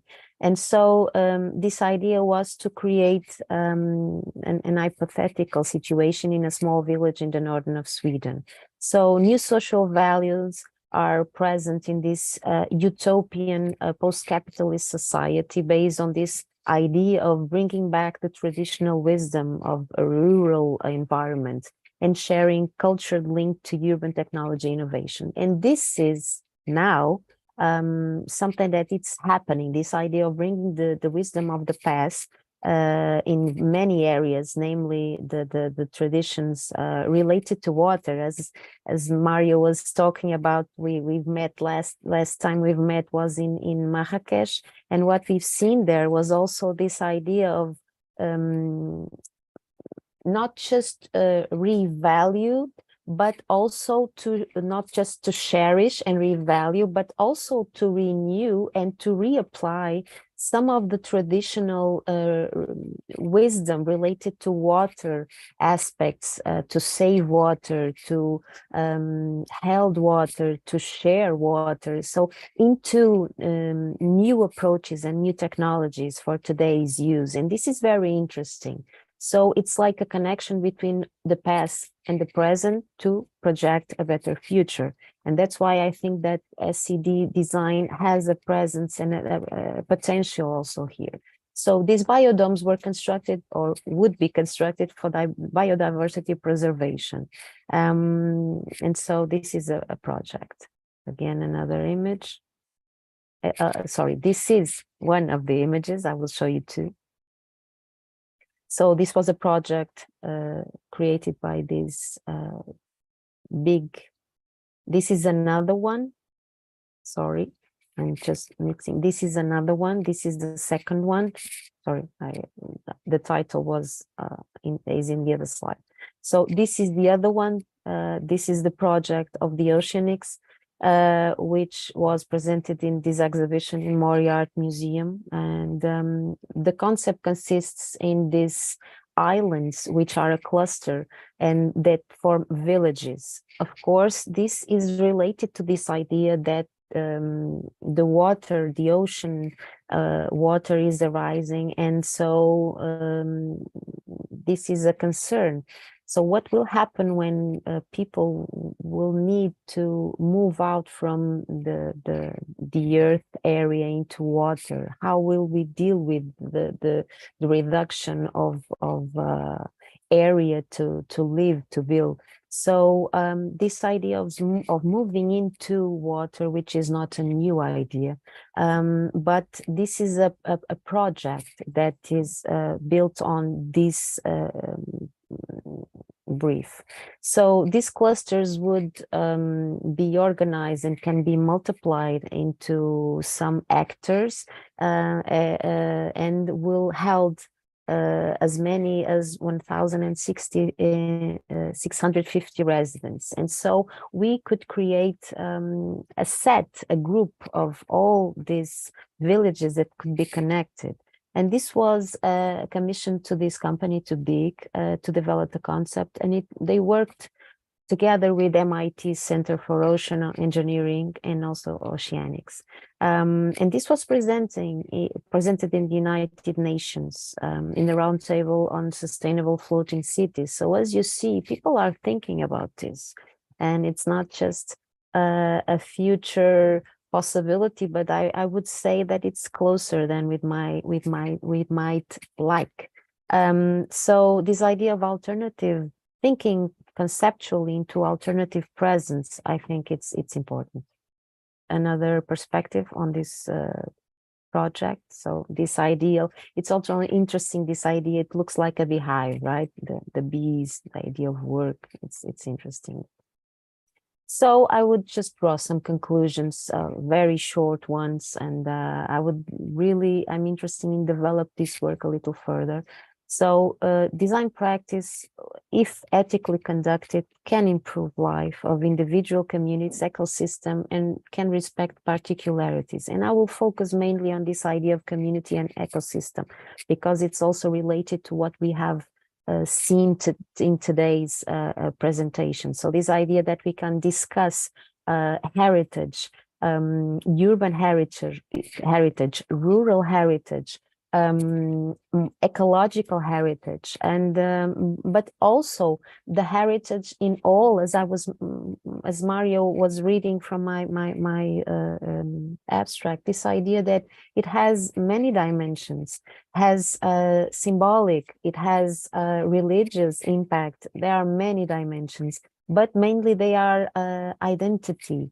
It's an identity that it's related to the heritage. And so we can discuss it. For instance, I was thinking about the relation towards the identity of people that were related in Porto and also in Lisbon to the transport, the carrying of the water. They were called aguadeiros. So they would sell water inside the cities, and this was very a practice in the 19th century, at least in the 19th century and the beginning of the 20th century. So the presence of aguadeiros who would take the water from the fontes from inside the cities, and that would sell them around the city.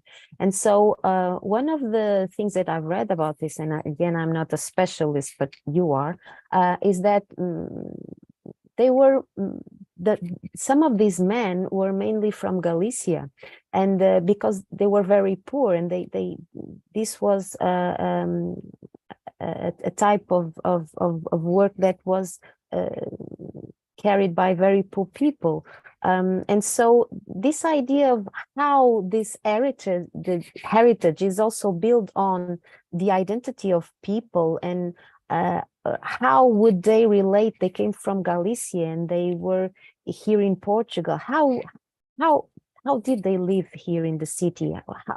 What were their conditions, and how are they intertwined in this idea of heritage related to urban practice of the use of water, and the way they are connected? Again, thinking about the previous communication on the wells, on the life and the spaces in the city. So I think this is very interesting, and with the speculative and critical design, we can focus and we can take into account and discuss this and be confronted with these aspects. So design can also work at the service of the adaptation to new realities and creation of preferable ones, as I've shown in the previous slides. And this idea of creating positive and ideal scenarios, but also dystopian ones, it's a strategy that it's effective because it makes us travel to these realities, and it also confronts us with the things that we would love to use and live and feel, and the ones that we would like to avoid. So in the context of water museums, and they can be contextualized into the identity, heritage, and purpose of this, the heritage and the collections, and even the type of material and the way that water is taken into account and dealt with. So it can be used to promote not just reflection, but to lead also to action. And in this, I will point the importance of the pedagogical aspect, mainly from children to adults. And so this is not just something that you can apply to science museums, that you have many scenarios where children can play with. No, this is also for adults, and the pedagogical aspect is still there. And so SCD can, just to finish, positively contaminate citizens with particular principles. And the idea is to generate criticism and speculation and foster, in the case that I'm more interested in, create debate, foster debate on water-related issues. Again, there are several dimensions: material, immaterial, symbolic, religious, etc. And I will finish to promote urgent practices. Thank you very much.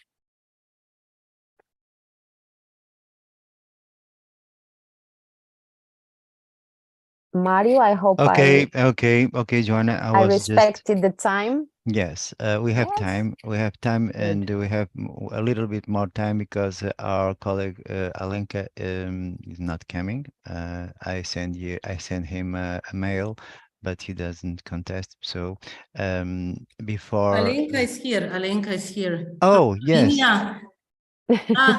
Okay, Sorry. The okay. problem was that I actually did not really understood what is my position today. So I'm Okay. sorry. And now I received the reminder, so I'm here. Okay, so Alenka,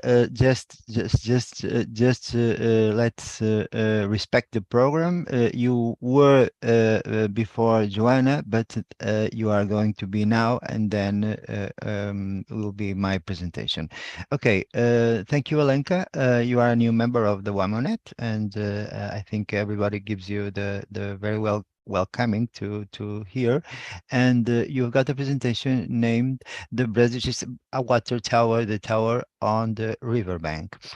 Owing to its height, imposing exterior and solid build, the water tower, the symbol of Brzezice, becomes from miles away admired by locals and visitors alike. It was built in 1914 for the needs of the town's water supply. Due to the new and more advanced sources of drinking water, the water tower eventually started losing its original function and was disconnected from the water supply system in 1983. Today, it is the part of the Podzavje Museum Brzezice and is the only water tower in Slovenia that is fully accessible to visitors, and a testament to the innovative water supply methods that were in use in flatland areas in the early 20th century. On International Museum Day, held on May 18th, we commemorate 670 years of city rights in Brzezice. As a part of the celebration, Podzavje Museum Brzezice is preparing an event in the town center and water tower in co-organization with the Society of the Revitalization of the Town Brzezice, the local community of Brzezice, and the Brzezice Photo Club. So you have the floor. Okay, thank you. Thank you very much. Again, I apologize. I missed this. I was not really, I don't know, on top of my schedule. And when I received this reminder, I said, okay, something is wrong. So how many minutes do I have? You got more or less 15 minutes. 15? Yes. Okay, great. I can share, yes, my screen? Yeah. Yes. Okay. Do you see the water tower now? Yes. Yeah, okay. So this is actually our small town Brzezice on the border between Slovenia and Croatia.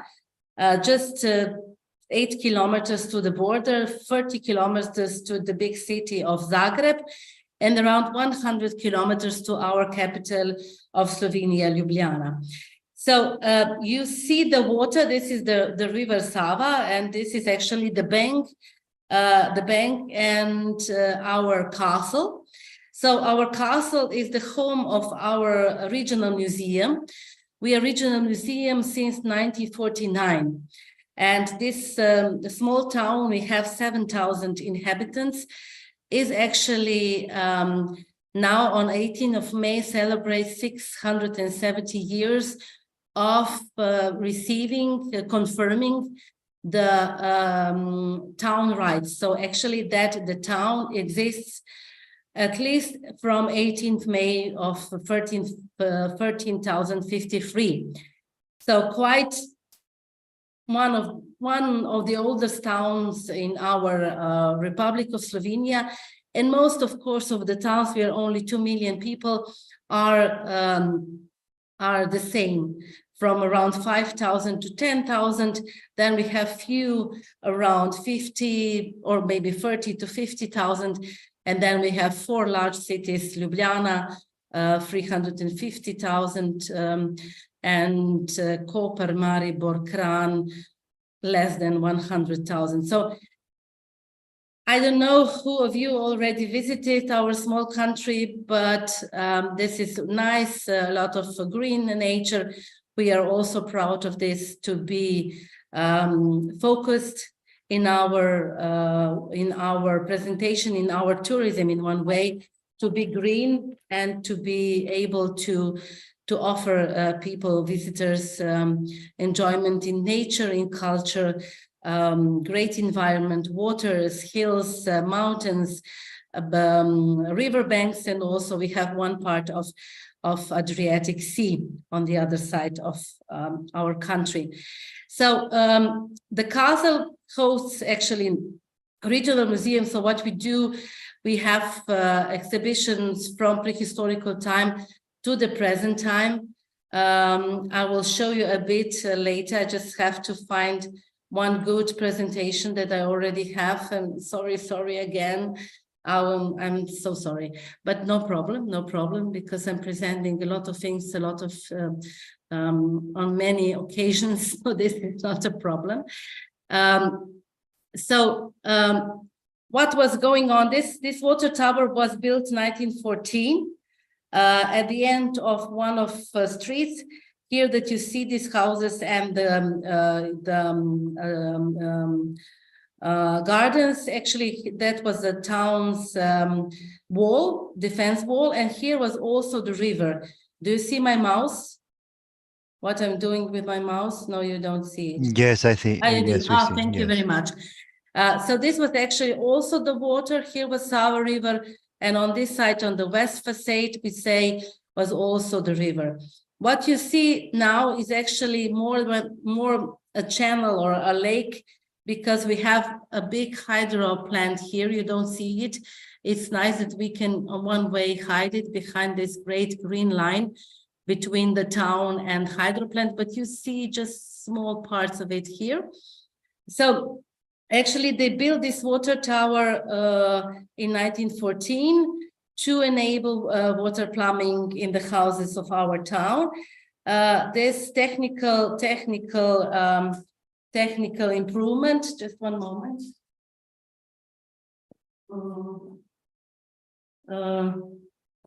While enabled in this quite flat part of land to get it, because there were no nearer hills, and they were not able, they didn't know how to build the water plumbing from these hills that are on the other side of the river.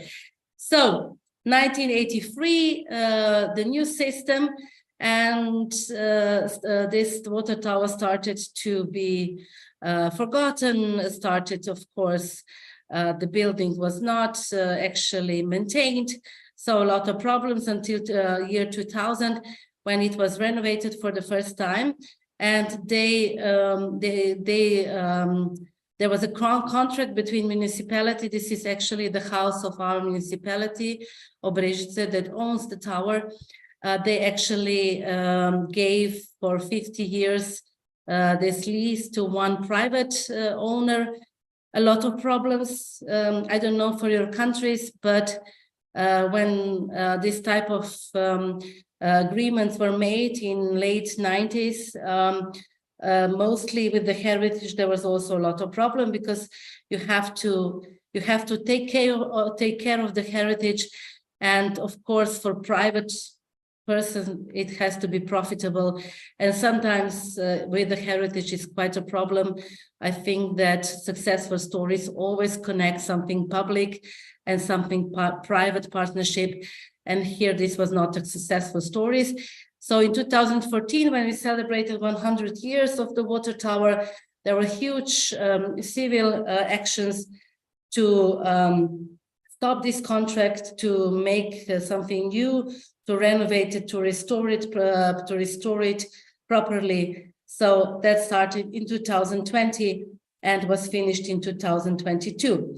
And then also our museum was fully involved because we wanted to make this the monument of the water, an importance of the water, importance of different, this accessibility to the water. Slovenia actually has the right for the water, to the water in our act of establishment, and I cannot find the right word, constitution, in our constitution, that is very important. And so the story now of this water tower is about the importance of accessibility of the water, of clean water, of water of all. So I just, now I have to change my my photo. And here you see, I just wanted to explain this with this photo is the best. With the renovation also, the municipality bought the house just near. So this is now visitor center, will be open on 18th May. So this is for us a huge celebration. And we are very thankful that it will be also the announcement of our membership in this great organizations. And we are happy that we will receive also the one film, one presentation from the chair of organization. So now I will just switch, just give me a stop share because I have to share something else. Sorry. You will remind me when I have just 5 minutes, yes, because I really didn't look about it, yeah. Okay. No, this is not the right one.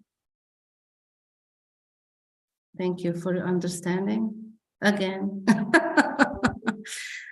Just one moment.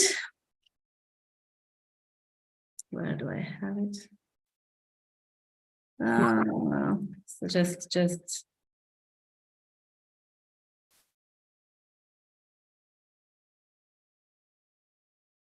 That you will see some other things. Okay.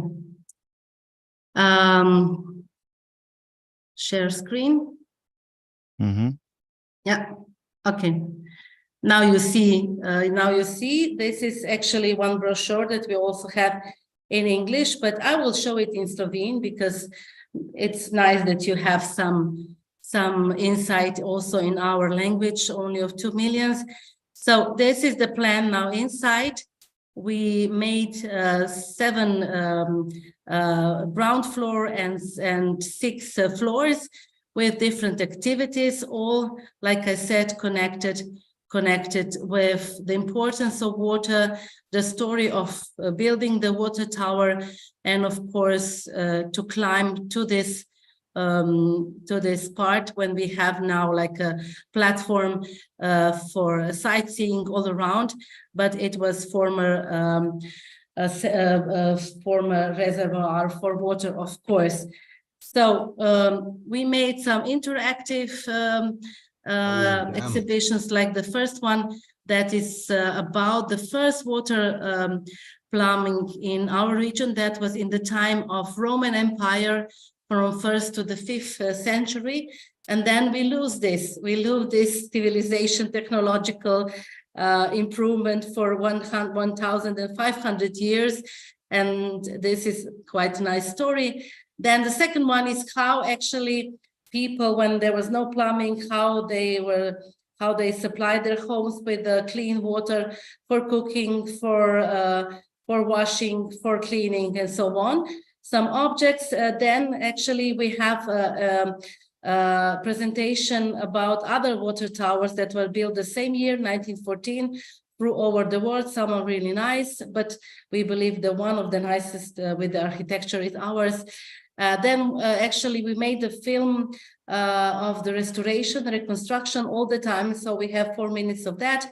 And then on the 5th floor, you enter this great balconies you see here. So you can see all around and also on this float. Special story is about these hearts, these 8 hearts made in special, in German, its terminology is Fachwerk. That is something, technique, construction technique, wood and brick technique. From the middle of Europe, you know that very well yourself. And we have a special legend, of course, love legends, the 8 hearts.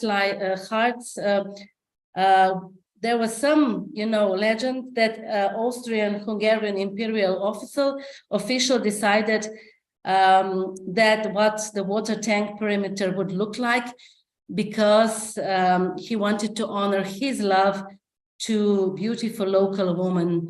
That actually, that love was unfortunate, not because of this difference of the levels of the ranks of the people, could not be actually, was not able.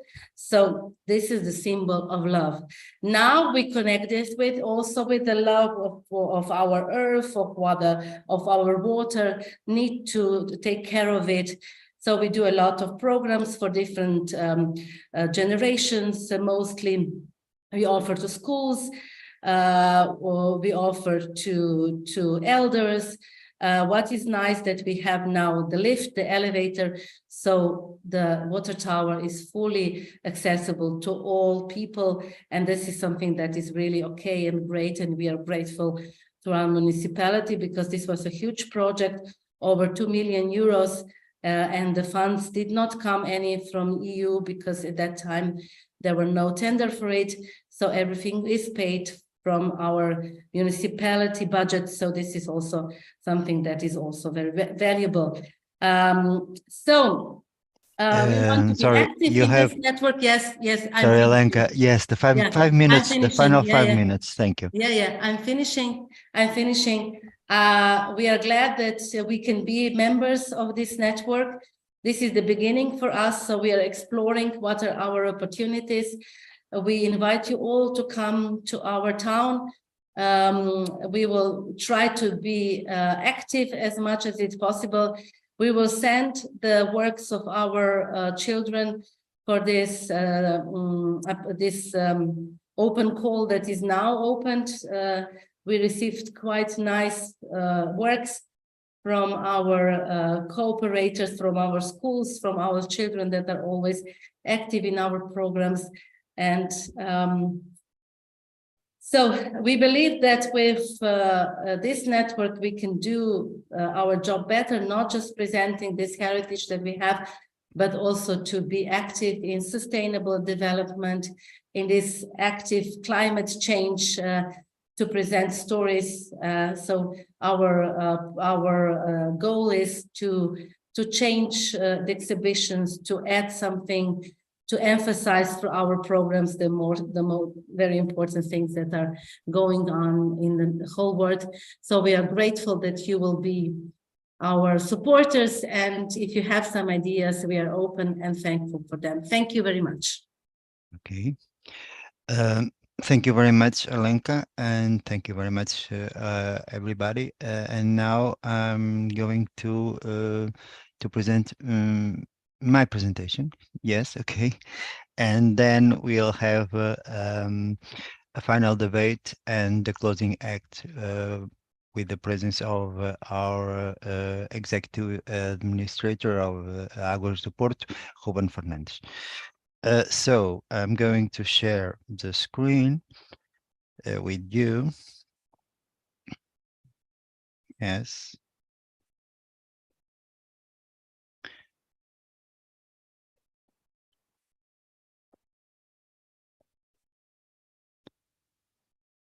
I think everybody's seeing. Okay, just tell me yes or no. Yes. Okay. Thank you. So Porto Water City, also an industrial and archaeological park.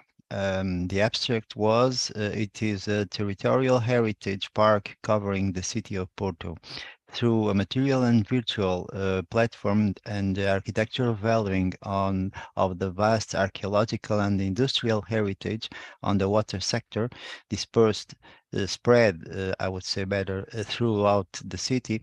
It is intended to achieve an historical itinerary and archaeological sites and industrial buildings recovered and integrated in the urban tissue, open to researchers and public in general. It also aims to enlarge the access to the original historical archive documents and to spread its value at national and international platforms. It is an intervention that intends the recovery and valorization of the archaeological and industrial history of the urban water cycle in the last 140 years. So, from the beginning, this is a picture I like very much. It's from the beginning, from the last. Sorry, I'm going to interrupt this and put it on this. Okay, it's better because it was recorded in another version. So this is, as I said, this is a photograph that shows us the center of Porto in the last years of the 19th century, just where all the history began. Let's say this is what we call Praça dos Leões, because it has a monumental fountain that was built in 1886, and it has got a very interesting mechanism of controlling water. But telling the story, this is another picture of the city of Porto in 1870, just 10 years before all the process of urbanization with the water supply began, just showing the relationship between the town and the river that is a very new, very known river. It's River Douro. And this is another picture that shows us the relationship between the village,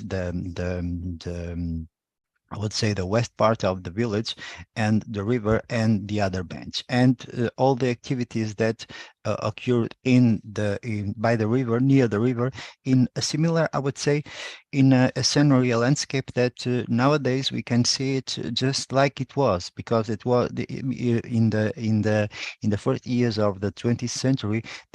There was a big project that recovered all these benches and gave the city to the river. Let's say devolved the city to the river and to the water. That is, I would say, the main support that give us the opportunity that calling the town of Porto as the city of the waters, because more or less it has got the river Douro, but it has got lots of small rivers just walking down the subsoil of the town, and it gives us an opportunity to see all that dimension of the water in the town. But all the process started with this. And what's this? This is an arch. And this is an arch that was built in the 17th century, more or less in 1614, and it was built just as the first system of water supply made in Porto, not a public system. It was made by the state. It was made by the state under the Spanish occupation. The Spanish occupation was between 50-80 till 60-40. This is right in the middle. And it was very important, because still nowadays we think it's a very piece important. It's a very important piece of this heritage that where water supply is the main I would say is the main factor, is the main actor in the characterization of the town. So recovering the speech, this was a system built in the 17th century that lend the water from the outside of town to the center of the town. I was saying it was not a public water supply system as we know in contemporary era, but it was a very efficient water supply system built just to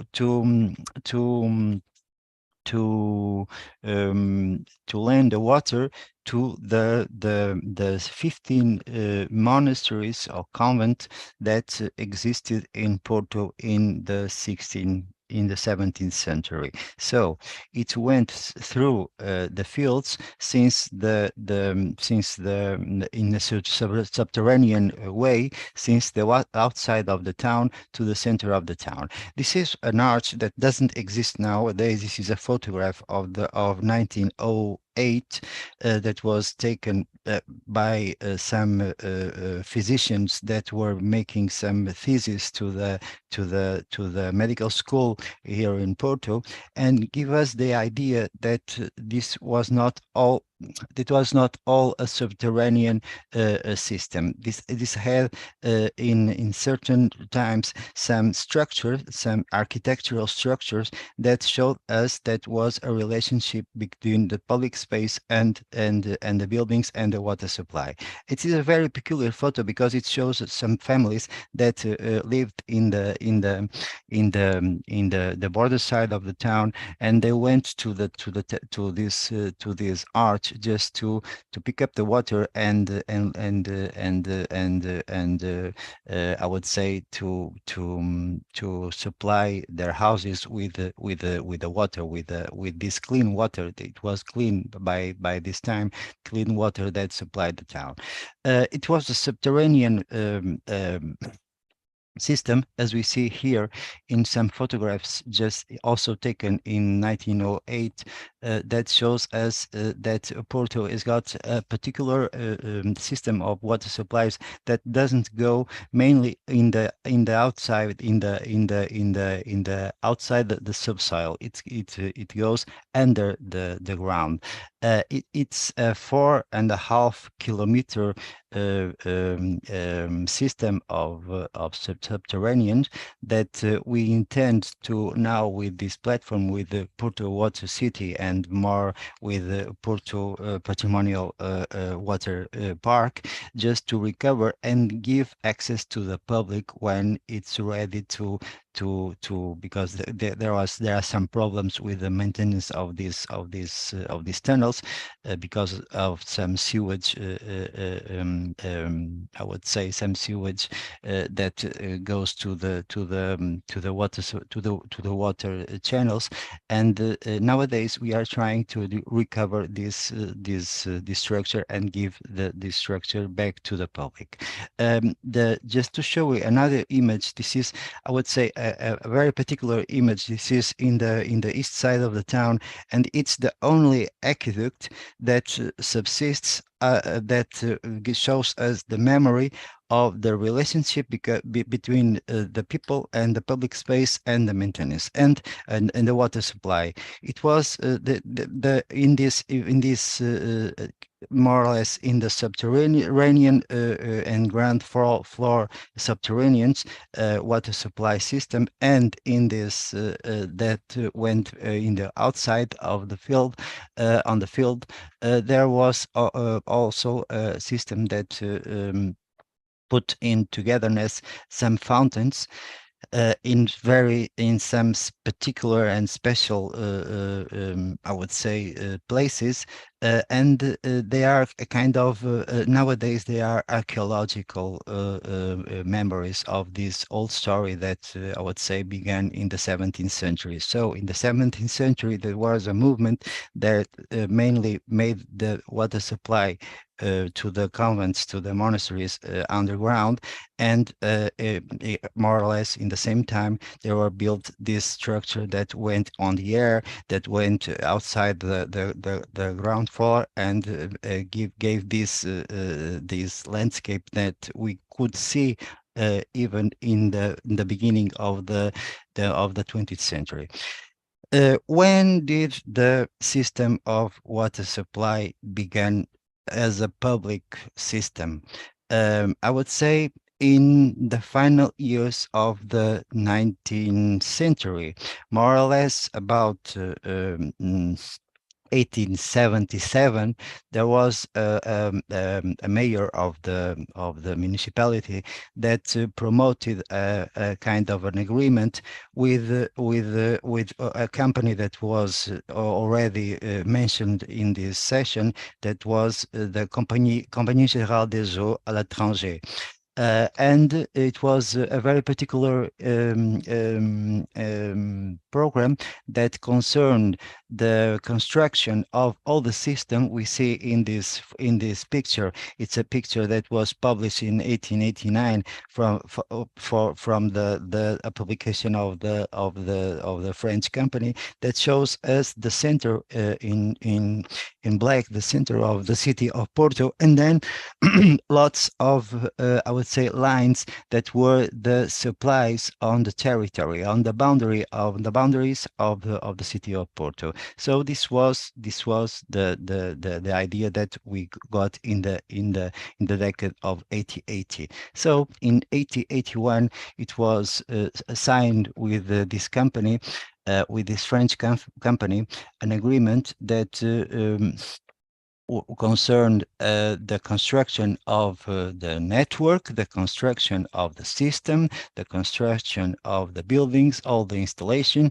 And the problem was it was not only the construction of those buildings that nowadays we are trying to recover, and one of them I'm going to talk a little bit more, because it was the central point of this scene. It was the point where the water supply began. Let's say where the water was taken just to get into the town, to get into the center of the town.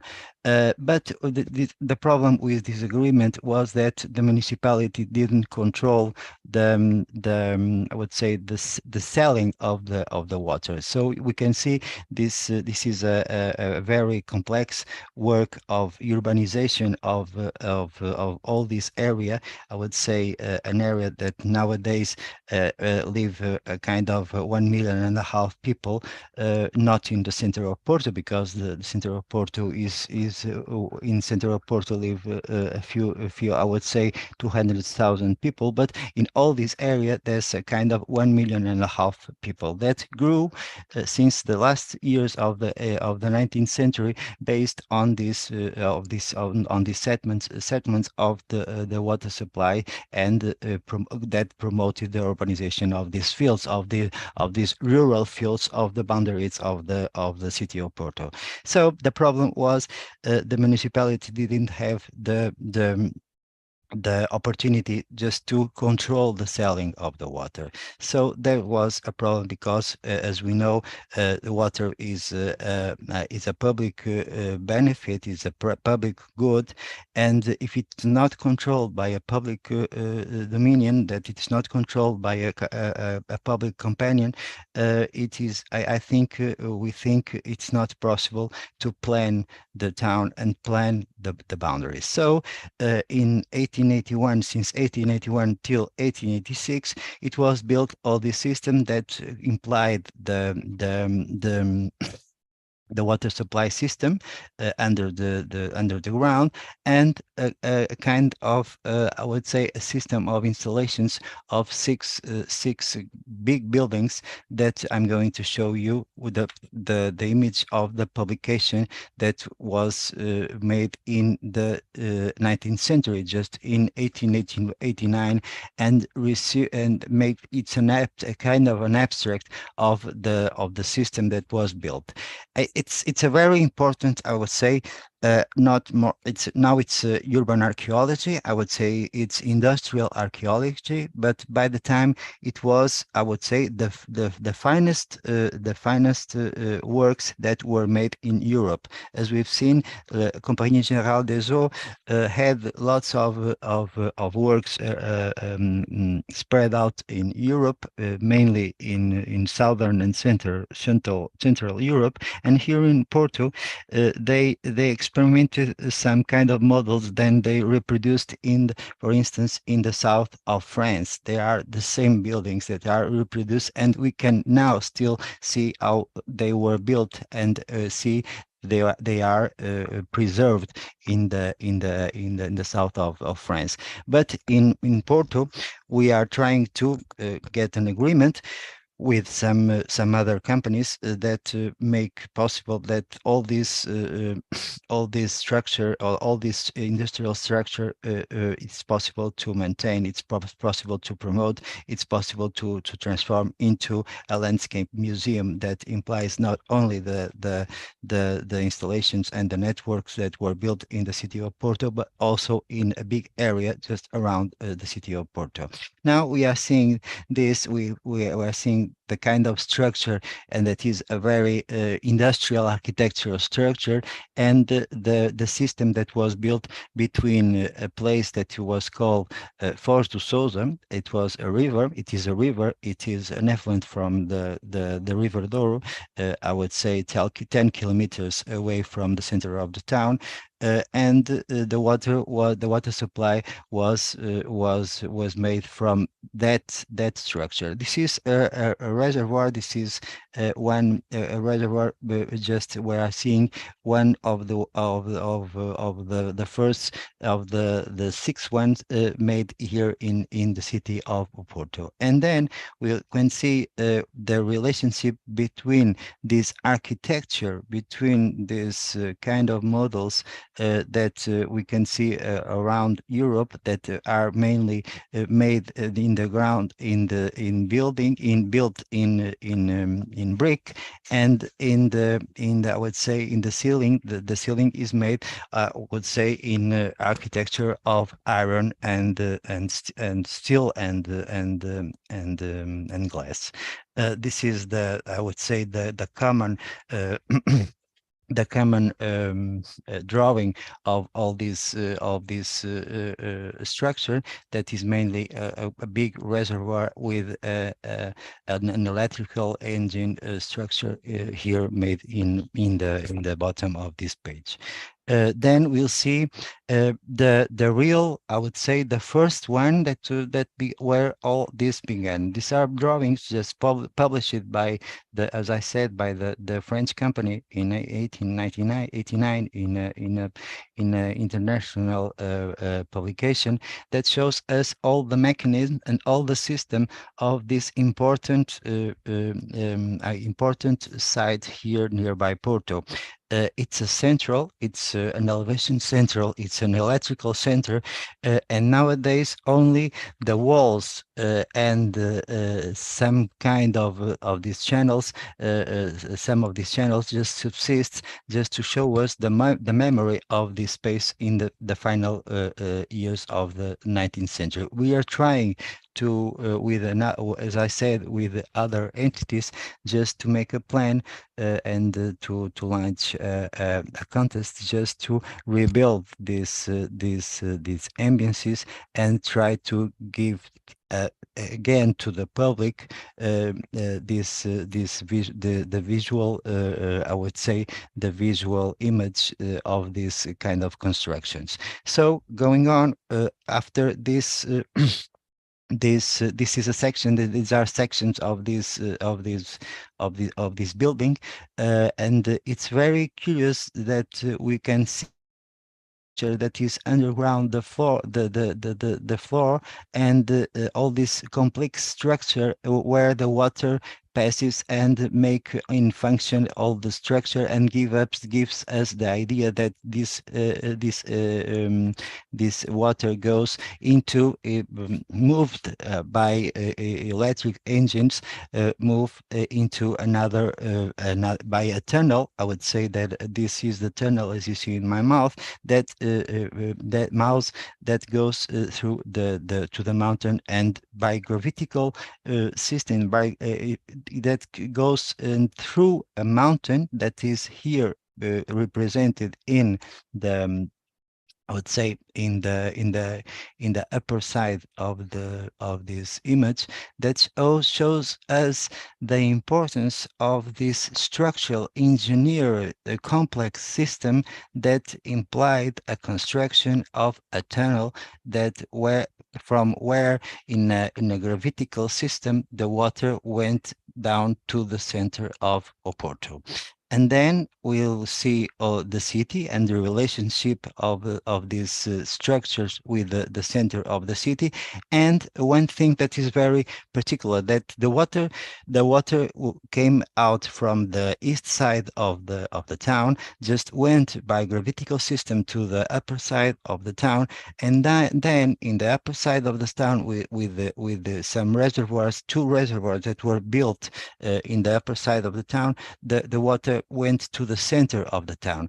As you know, Porto is a very topographical, complex system, landscape, I would say, it's better say landscape, that where when the water gets up to the upper side of the town, it must go to the downside of the town. But what's the problem? The problem is that the water wins some energy, and if it was not stopped, if it was not controlled in the middle of the system, it could just explode all the system of urban supply, water supply in the middle of the town. So for that, it was built this fountain. That fountain I told you in the first image, that is the monumental fountain built in the center of Porto. It's called by the people that live here the fountain of the lions, because it has got a monumental system just upside the ground floor. But the main system, I would say, the system that is more complex is all this system that is in the ground floor. In the system made in the ground floor, the water is controlled, and I think it's a very, nowadays that the fountain was recovered to the public space, and there was an intervention made I would say last month in this fountain. This is a mechanism that I would say it is very beautiful just to see and explain and include some lessons. It has got a pedagogical, I would say, a pedagogical kind of a virtue, that is, we can show to the people how the system worked in the 19th century, in the late 19th century, and show the people that all this system now, with new technologies, it has been recovered by the company, by the enterprise of water supplies in Porto, to make a new system with another kind of materials, but with the same system of the gravitical way of supplying the water. From here, it went, as I said, to the west side of the town, and all the system stopped with a reservoir put more or less where I'm pointing with my mouse, here in the west side of the town. So this was the I would say the beginning of the big transformation of the relationship between the municipality and the system of water supply. And it's not, I would say, it's very important to say that by this time, between 1880 and 1899, there was some kind of epidemical episodes that I would say supplied the idea that the municipality had to do something really strong just to modify the system that went in Porto, and modify the situation, trying to give a better kind of a living comfort to the inhabitants of the town. So this is the beginning, I would say, of the expansion of the city of Porto, clearly connected with this expansion of the system of water supply. Here we can see a drawing made in the time where it's the final drawing of this fountain. It is an iron fountain. It is a very beautiful fountain in the center of Porto, and it's a part, I would say, it's the fourth element of this structure that nowadays it is still important just to see. So we are talking about two systems, one system that went through since the 17th century, and another system that began to be built in the late decades of the 19th century. And now we are seeing a photograph. This is a picture made by a very known photographer of Porto, of the construction of the Central do Sousa. So let's say the main structure, the main building, the foundational building of all this system, and it shows us that the archives and all this documentation is very important just to understand the process of construction. And also in a rebuilt process, it's very good to give the access to other entities that want to enter in, to build in this to rebuild this kind of places. It's very important to get to this picture, to this iconographical information. These are also some some photographs from the last years of the 19th century that shows us that the system in the upper photograph, it's the relationship between the water supply that came from the Central do Sousa and went and entered when in the point that enters in the city of Porto. It's a kind of a bridge. It's not a walkable bridge. It's a conduct that goes into the center of Porto. And in the down part of this image, we can see the first reservoir built in the center of Porto. So this is nowadays something that we want to recover, just to spread the message and put here some museums and some archival documentation, just leaving the idea that the museum is a building that where all the information is, but to try to get the idea of that the information should be in the place, should be in the buildings, should be spread in the landscape, should be in all the city of Porto, just trying to say that Porto is really a city of waters. So then, just to finish, we'll see here some images of the drawings that were made by the Compagnie Générale des Eaux in 1981 and 1982.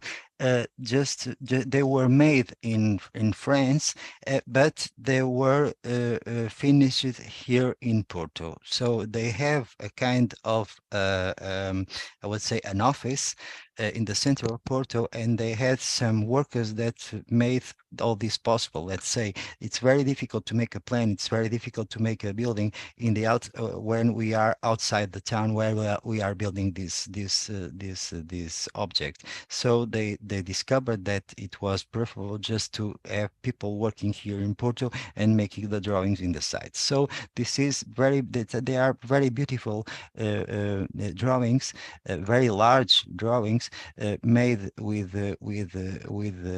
ink, with blue ink, that shows us the process of the construction. There are construction drawings, and shows us the construction of this central, and they are unique in, I would say, in recovering the idea of the importance of this building as an industrial heritage, and an industrial heritage where all this system starts, where all this system of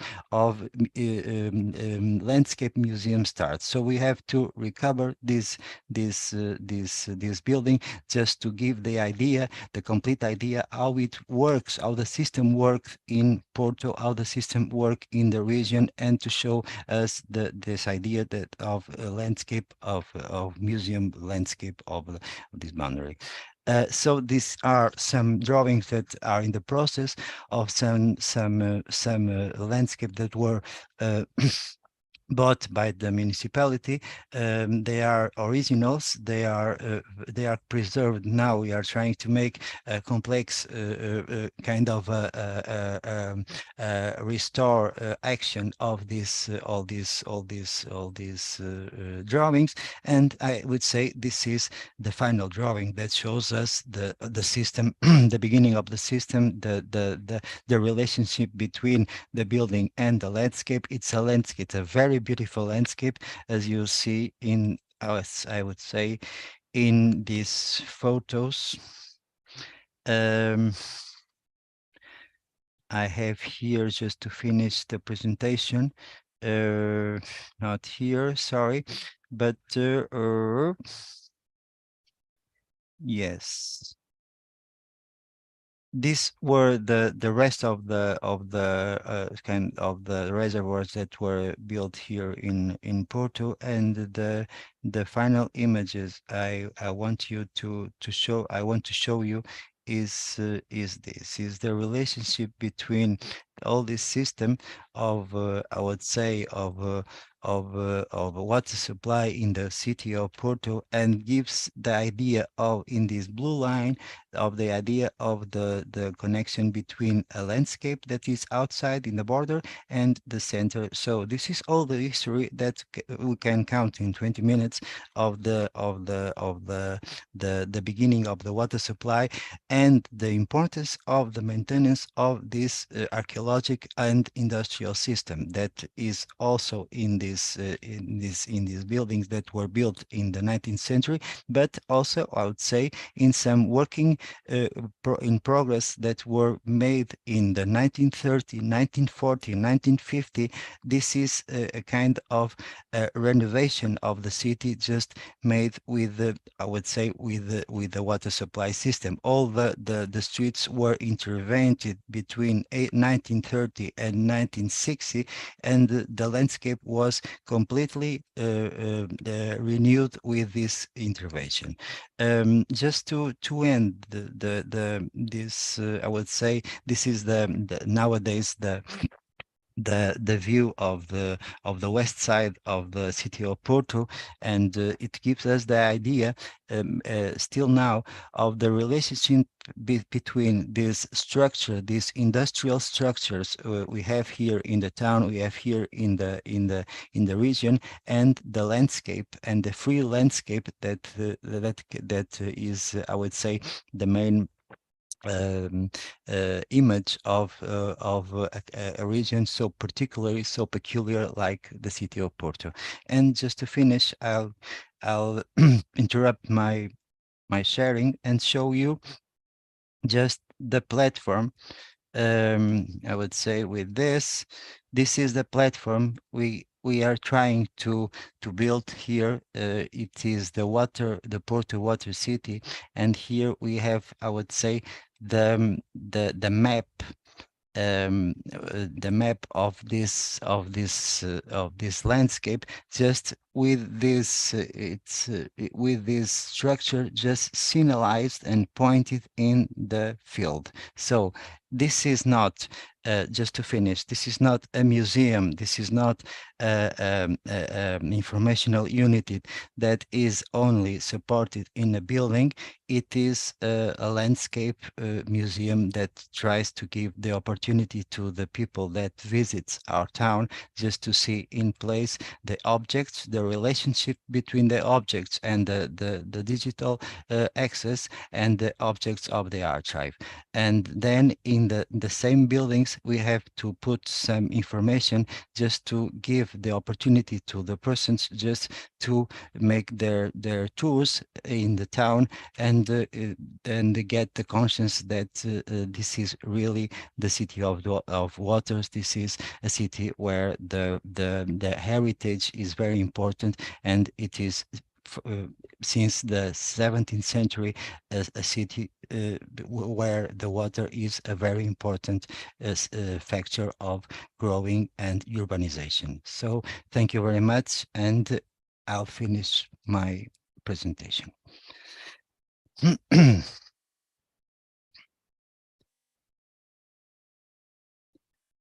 So, we are now in the by the end of this session. I would like to give you the opportunity just to give us some words about this act, about the future of this group. I see. Just saying you that the one of the goals of this project that began with this cooperation between Porto and Barcelona with the support of the WAMONET is to I would say in a medium time, just I would say in 4 or 5 years, just to try to make a platform like this, not for Porto, but to all the network of museums of water. Let's say it would be great that I would say in 2026 we could get here a big map with the situation of this, with the points of this industrial heritage that is very important just to understand all the process, not only in Europe but around the world. I think it's a very I would say risked purpose, but I think it is worthwhile because we have got a very beautiful and rich heritage concerning the industrial and the archaeology theme. So this is the purpose we are launching here to the next 4 years, just to compromise the ones that want to participate in this mapping of the industrial and archaeological heritage. Just to give you the words, I would like to say that this web congress is recorded, and I'm asking you to all the ones that we are asking you to all the ones that gave us your presentation, just to try, and we are going to send you the record of this session by WeTransfer, and it would be great then in 2 months, 2 or 3 months, I would say in July, you could send us, I would say, your presentation just written in words, okay? Just to try to make an ebook with this theme and launch the process we are trying to launch of mapping. So this is, I would say, a beginning act of a major thing that we want to publish, start publishing, and then to go on with the work. But I think this moment was very beautiful, was very rich, and it worth just to be recorded in an ebook, just with your contributions. And the images you presented, but mainly the text of your intervention. So I would say till July, we'd like to have a kind of a model of your presentation, just to try to build an ebook and publish this and spread into the WAMONET network. Everybody wants to talk. It's the moment now. Me. Yes, okay. Very quick because the hour is very late. Well, it has been a good, very interesting, exposition. Lots of people just presented their, reality. I think that as a platform, we should just find out a link with the sense of this initiative. Well, I would say that we should combine what is, inside the museum with what it's outside the museum. So I mean museum and eco-museum, which corresponds to the landscape museum. It's a sort of an open air living, you know, a museum. And there is an initiative here, which is on the way to give its fact, which reunites all the eco-museums from all over the world into a label, which is the Wetlands Eco-Museum. So I think that one key word is landscape, together with a museum. Well, I hope the ebook will have to revise, you know, the words, because we just spoke, you know, freely with a lot of mistakes and so on. Well, it's a good thing to publish an ebook. So please just send it to us so we can correct our great mistakes. Okay, it's I would say it's normal because we are here in direct. Just there is a big difference between a published book and an oral intervention. But I would say it's very good to send you all this record just to remind you what you said. Okay, but the text doesn't have to be the same text you have, but the theme is what you presented, what everybody presented. Okay, so the question is let's try to start making some records of memory of this because it's there's a big lack of discussion of these themes. And as you said, Brichetti, I'm completely I agree completely with you. More than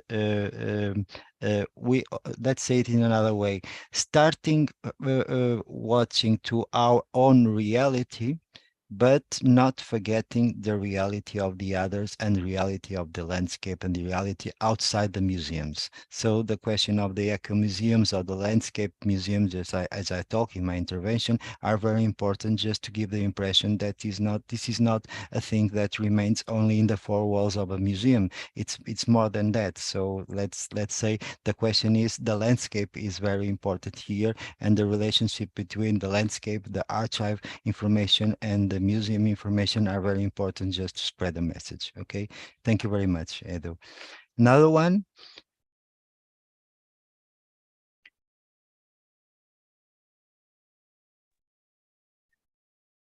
I think that José Rangel is with his hand up. Yes, thank you, Ruben. Rangel. Olá. Estás bom, Olá. Mário? Olá, viva. Boa tarde ou bom dia a todos. Só começar em português e depois eu falo para a comunidade. A apresentação foi ótima. Gostei muito de todas as apresentações, especialmente da Chloe e da tua.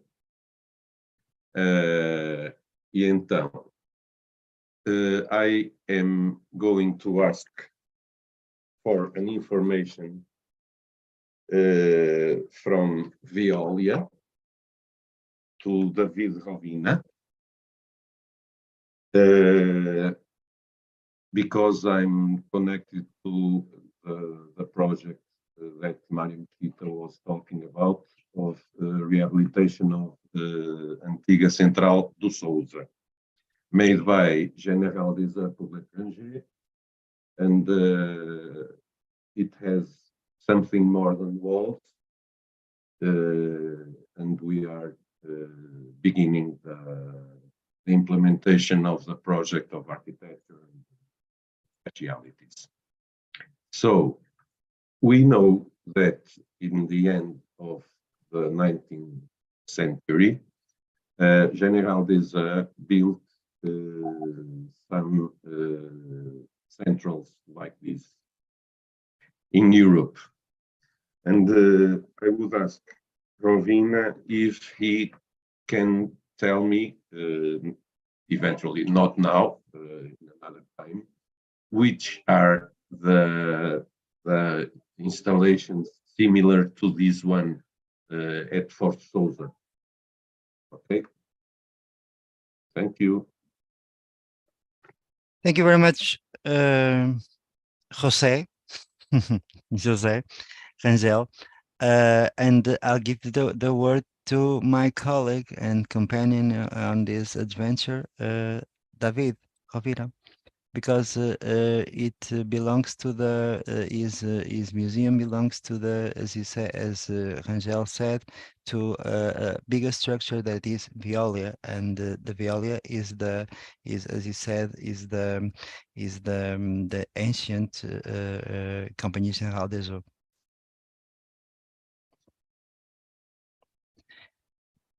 Yo no sé si David está con nosotros. I've got his Estoy aquí, image estoy here. aquí. Estás allí. Ok, Sí. vale. Sí, la cuestión es realmente entender que hay un proceso yo diría, de construcción. This is a process of construction in Europe, just mainly based in one company. That is the most important company in Europe. That is Compagnie Générale des Eaux. The question is, I think Rangel said, was how can we achieve to the archives of the Compagnie Générale des Eaux that are in Veolia now? Yes. O sea, Veolia ha concentrado todo digamos, sí, se ha concentrado todo en UNAS desde que se quedó con SUE, y ahora prácticamente es la gran empresa privada, diríamos, en toda Europa. Que controla, que la gran empresa, diríamos, de medio ambiente a nivel europeo y a nivel mundial, con contraposición con las empresas, diríamos, de China, ¿no? Que son los grandes conglomerados. Pero sí, es el embrión empezó de Veolia, o sea, diríamos que la maquinaria que tienes en Porto, yo creo que es la primera implementación o el primer vestigio de la Veolia que conocemos actualmente está en Porto. Por eso tiene más valor aún para nosotros. Okay, I would say, as I said in my intervention, that the settlement in Porto is very important, just to understand the contribution of the ancient Compagnie Générale des Eaux in Europe. So the question is, I would say, if you can talk with José Rangel in another, as he said, in another time, just to get in touch to the structure, to the main structure of Veolia, I think you could give that. It's more easier to you just to give the context to Rangel, just to let him make his work of recovering this old structure in the archival of the Veolia, of the new Veolia, that heritage the heritage of the Compagnie Générale des Eaux. Gracias, David. I would say, if anyone else wants to talk. Carlo, yeah, just a quick suggestion. Usually we think about the museum as a static place, no, to enhance the past. But thanks to the intervention of Joanna, I think the intervention about the design, creative design, I started to think about something for to increase the potential of the museum, not only to remember the history about some infrastructure, something like this, but also to imagine and to promote, to foster debate, involving the schools and the young people to imagine the future. This is a kind of bridge between the usual way of thinking, the place of museum. I'm just a few meters from the entrance of the Venice Aqueduct Museum, that is full of old documents, old pictures, old engines, many things that remember from where you come from and what you have to do now. But looking at that kind of project that Joanna Lessa explained to us, I tried to make me some question. No, what does it mean to introduce a creative design or speculative design in a museum environment? What can you do? Happenings? What can you show? How can you use a virtual reality, of course, or something like this? It's a way to open to break the borders of a traditional shape of a museum, no? And this is a good insight for me. Okay. Also with connecting with all the other intervention was very, very good. Was very is a nourishment for, you know, it fed my imagination. Okay. Can I comment, Mario? Yes. Go. Thank you, Carlo. It's for me. So my work is done. So the idea is really to foster alongside the museums and of course other professionals the potential of these strategies. And I'm sorry, you are from Venice, right? Yes, from Venice. So one of the things that you were talking, and I was imagining, I've never been to Venice. At this moment, I think I have not been to Venice also from respect, because I know that the amount of tourism has also contributed to the This is one of the big problems now. Yes, and I was thinking this is a very interesting issue, for instance, to deal with or to be dealt with this approach of speculative and critical design, because I would imagine to be very strong some kind of artifact, augmented reality product or model of Venice, like underwater, or a strategy to survive, to make Venice survive when the level of water is completely impossible to be dealt. I don't know. So I think this is a very, although I'm not like you inside the problem, but this would be very interesting, because as you were saying, I would start to imagine possibilities of things that would be even dreadful and would shock. Come on, how would we deal with Venice if Venice would sink or something like this? So I think this is a reality that could be very interesting. And so to deal with these kinds of issues, I think it would be a challenge for you. And every time Venice is a kind of laboratory, you know, a sustainability laboratory about this kind of themes. And but then when you try to do something real, no, how can I manage, how can I organize, how can I build inside the museum? Because the very interesting thing today is that there is kind of interweaving between landscape, museum as a place where you enhance the past, but with an eye to the future. You know, this is very, very important for me. And you explained better some discipline that I never heard before, like such as like creative designs, critical design. And so this is why I was a little bit more shocked by your intervention. Well, if you want, you have my contact. If you want to continue the discussion elsewhere, I would be glad to give you some information or to, because I think it's very interesting, especially in a place it's like Venice, because yes, but anywhere again. Yeah. Anywhere, but we Yes, are more sure. fragile. Our context is more Yes, fragile than other yes, usually. yes. Okay. Thank you, Carlo. Thank you. Thank Thank you. you. Thank you. Okay, good conversation. That's why we make these congresses and we make these reunions. I would like to say just three things before passing the word to Ruben. One thing is I completely agree, and I'm completely committed with that.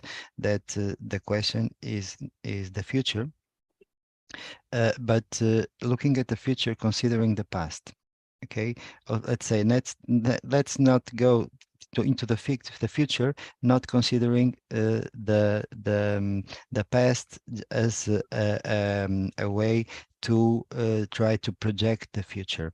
But we can't forget we are living in the present. We are living in the now. And we got to do something with this. And I think all the interventions just made it clear. Let's say we've got to imagine that there is an history. That history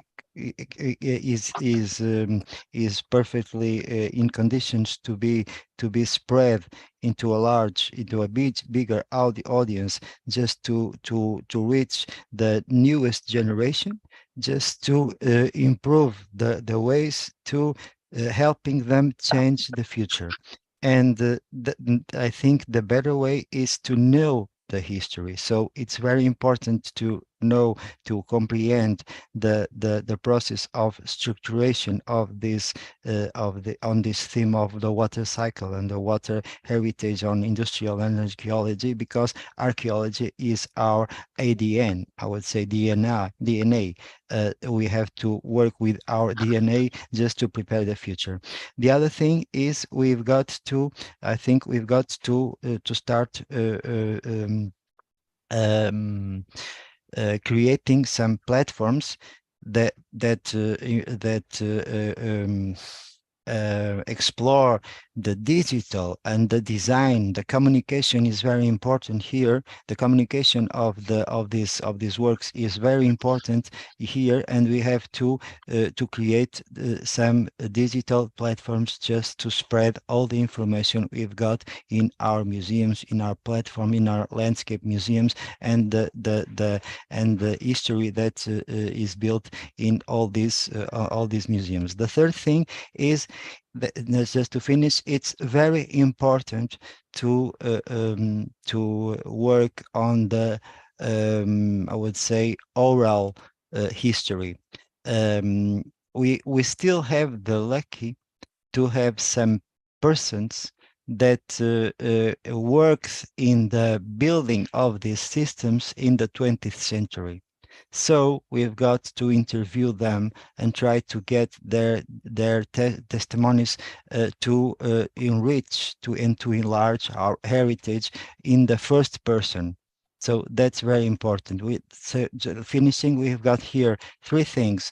The one is the relationship between the past, the present, and the future, and the ways we are going to work on this. And I would say this group could be a beginning, a start to beginning just to think these things. The other thing is we've got to create platforms that help to spread the message. And the last thing is we've got to hear what the old people, what the people that work in these projects, that have the memories of these projects and have the memories of the social impact of this in the landscape, in the urban landscape, just when we are talking about the development and the creation of the cities as we know them. And the cities as you know them are completely connected to the history of the water system and the water system supply,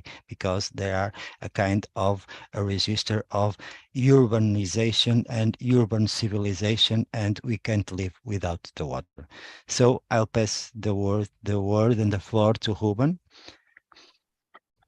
Thank you, and hello. We are already late, so I'll be very brief. Well, we had the chance to talk about many topics, many different topics. We think that with the industrial revolution, water systems were kind of reinvented to meet the demands of urban growth and development, and to tackle public health issues that were brought about by such development trends. Almost three centuries later, urban livability issues, in addition to the challenges posed by social development gaps, increasing social inequalities, and challenges posed by a changing climate, call for a new water revolution, if we can put it like this.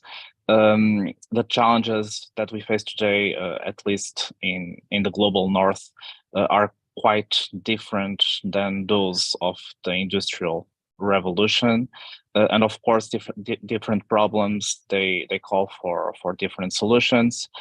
These need to be as holistic as possible, focusing not only on water supply and wastewater collection and treatment systems, but also on stormwater drainage systems in close articulation with blue and green infrastructures, such as rivers and streams, green areas, and of course also in articulation with social and economic fabric of the cities.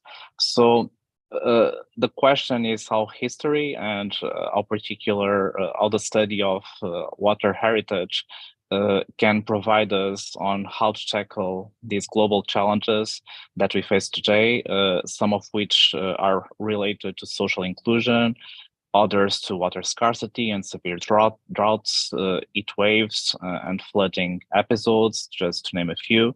And bearing this in mind, we should think, for instance, how can our water heritage, and namely out of service water infrastructures, can be given like a second life to provide new services to populations and ecosystems. For instance, can this heritage play a social purpose, integrate marginalized population, bring back the sense of community in cities? Can out-of-service pipes and pumping infrastructures be used to transport treated water, for instance, that can be reused for non-potable uses? Can out-of-services water tanks be used to store stormwater and play a part in the promotion of the circularity of this resource? Well, these are just simple questions by someone who's not a specialist in water heritage. I'm sure that you have much more interesting and much more relevant questions than these ones. And well, to close this conference, let me thank all the speakers for their excellent presentations, and to all the participants that have joined us in what we may call a kickoff initiative to promote a closer collaboration between partners from different territories across the world to share knowledge and information regarding industrial water heritage, and eventually to build a digital platform in which this heritage is mapped and information about this heritage is provided. So a special thanks to WAMANET for sponsoring this initiative, and thank you all. Have a nice lunch. Okay. Thank you very much, Ruben. And with David, we'd like to thank to Heriberto. I don't know if Heriberto is still with us, but we like to thank to Heriberto and to WAMANET. Thank you for your intervention, Ruben, in the final act of this Congress, and inform you that all this Congress is online in YouTube. You can see it on YouTube. Just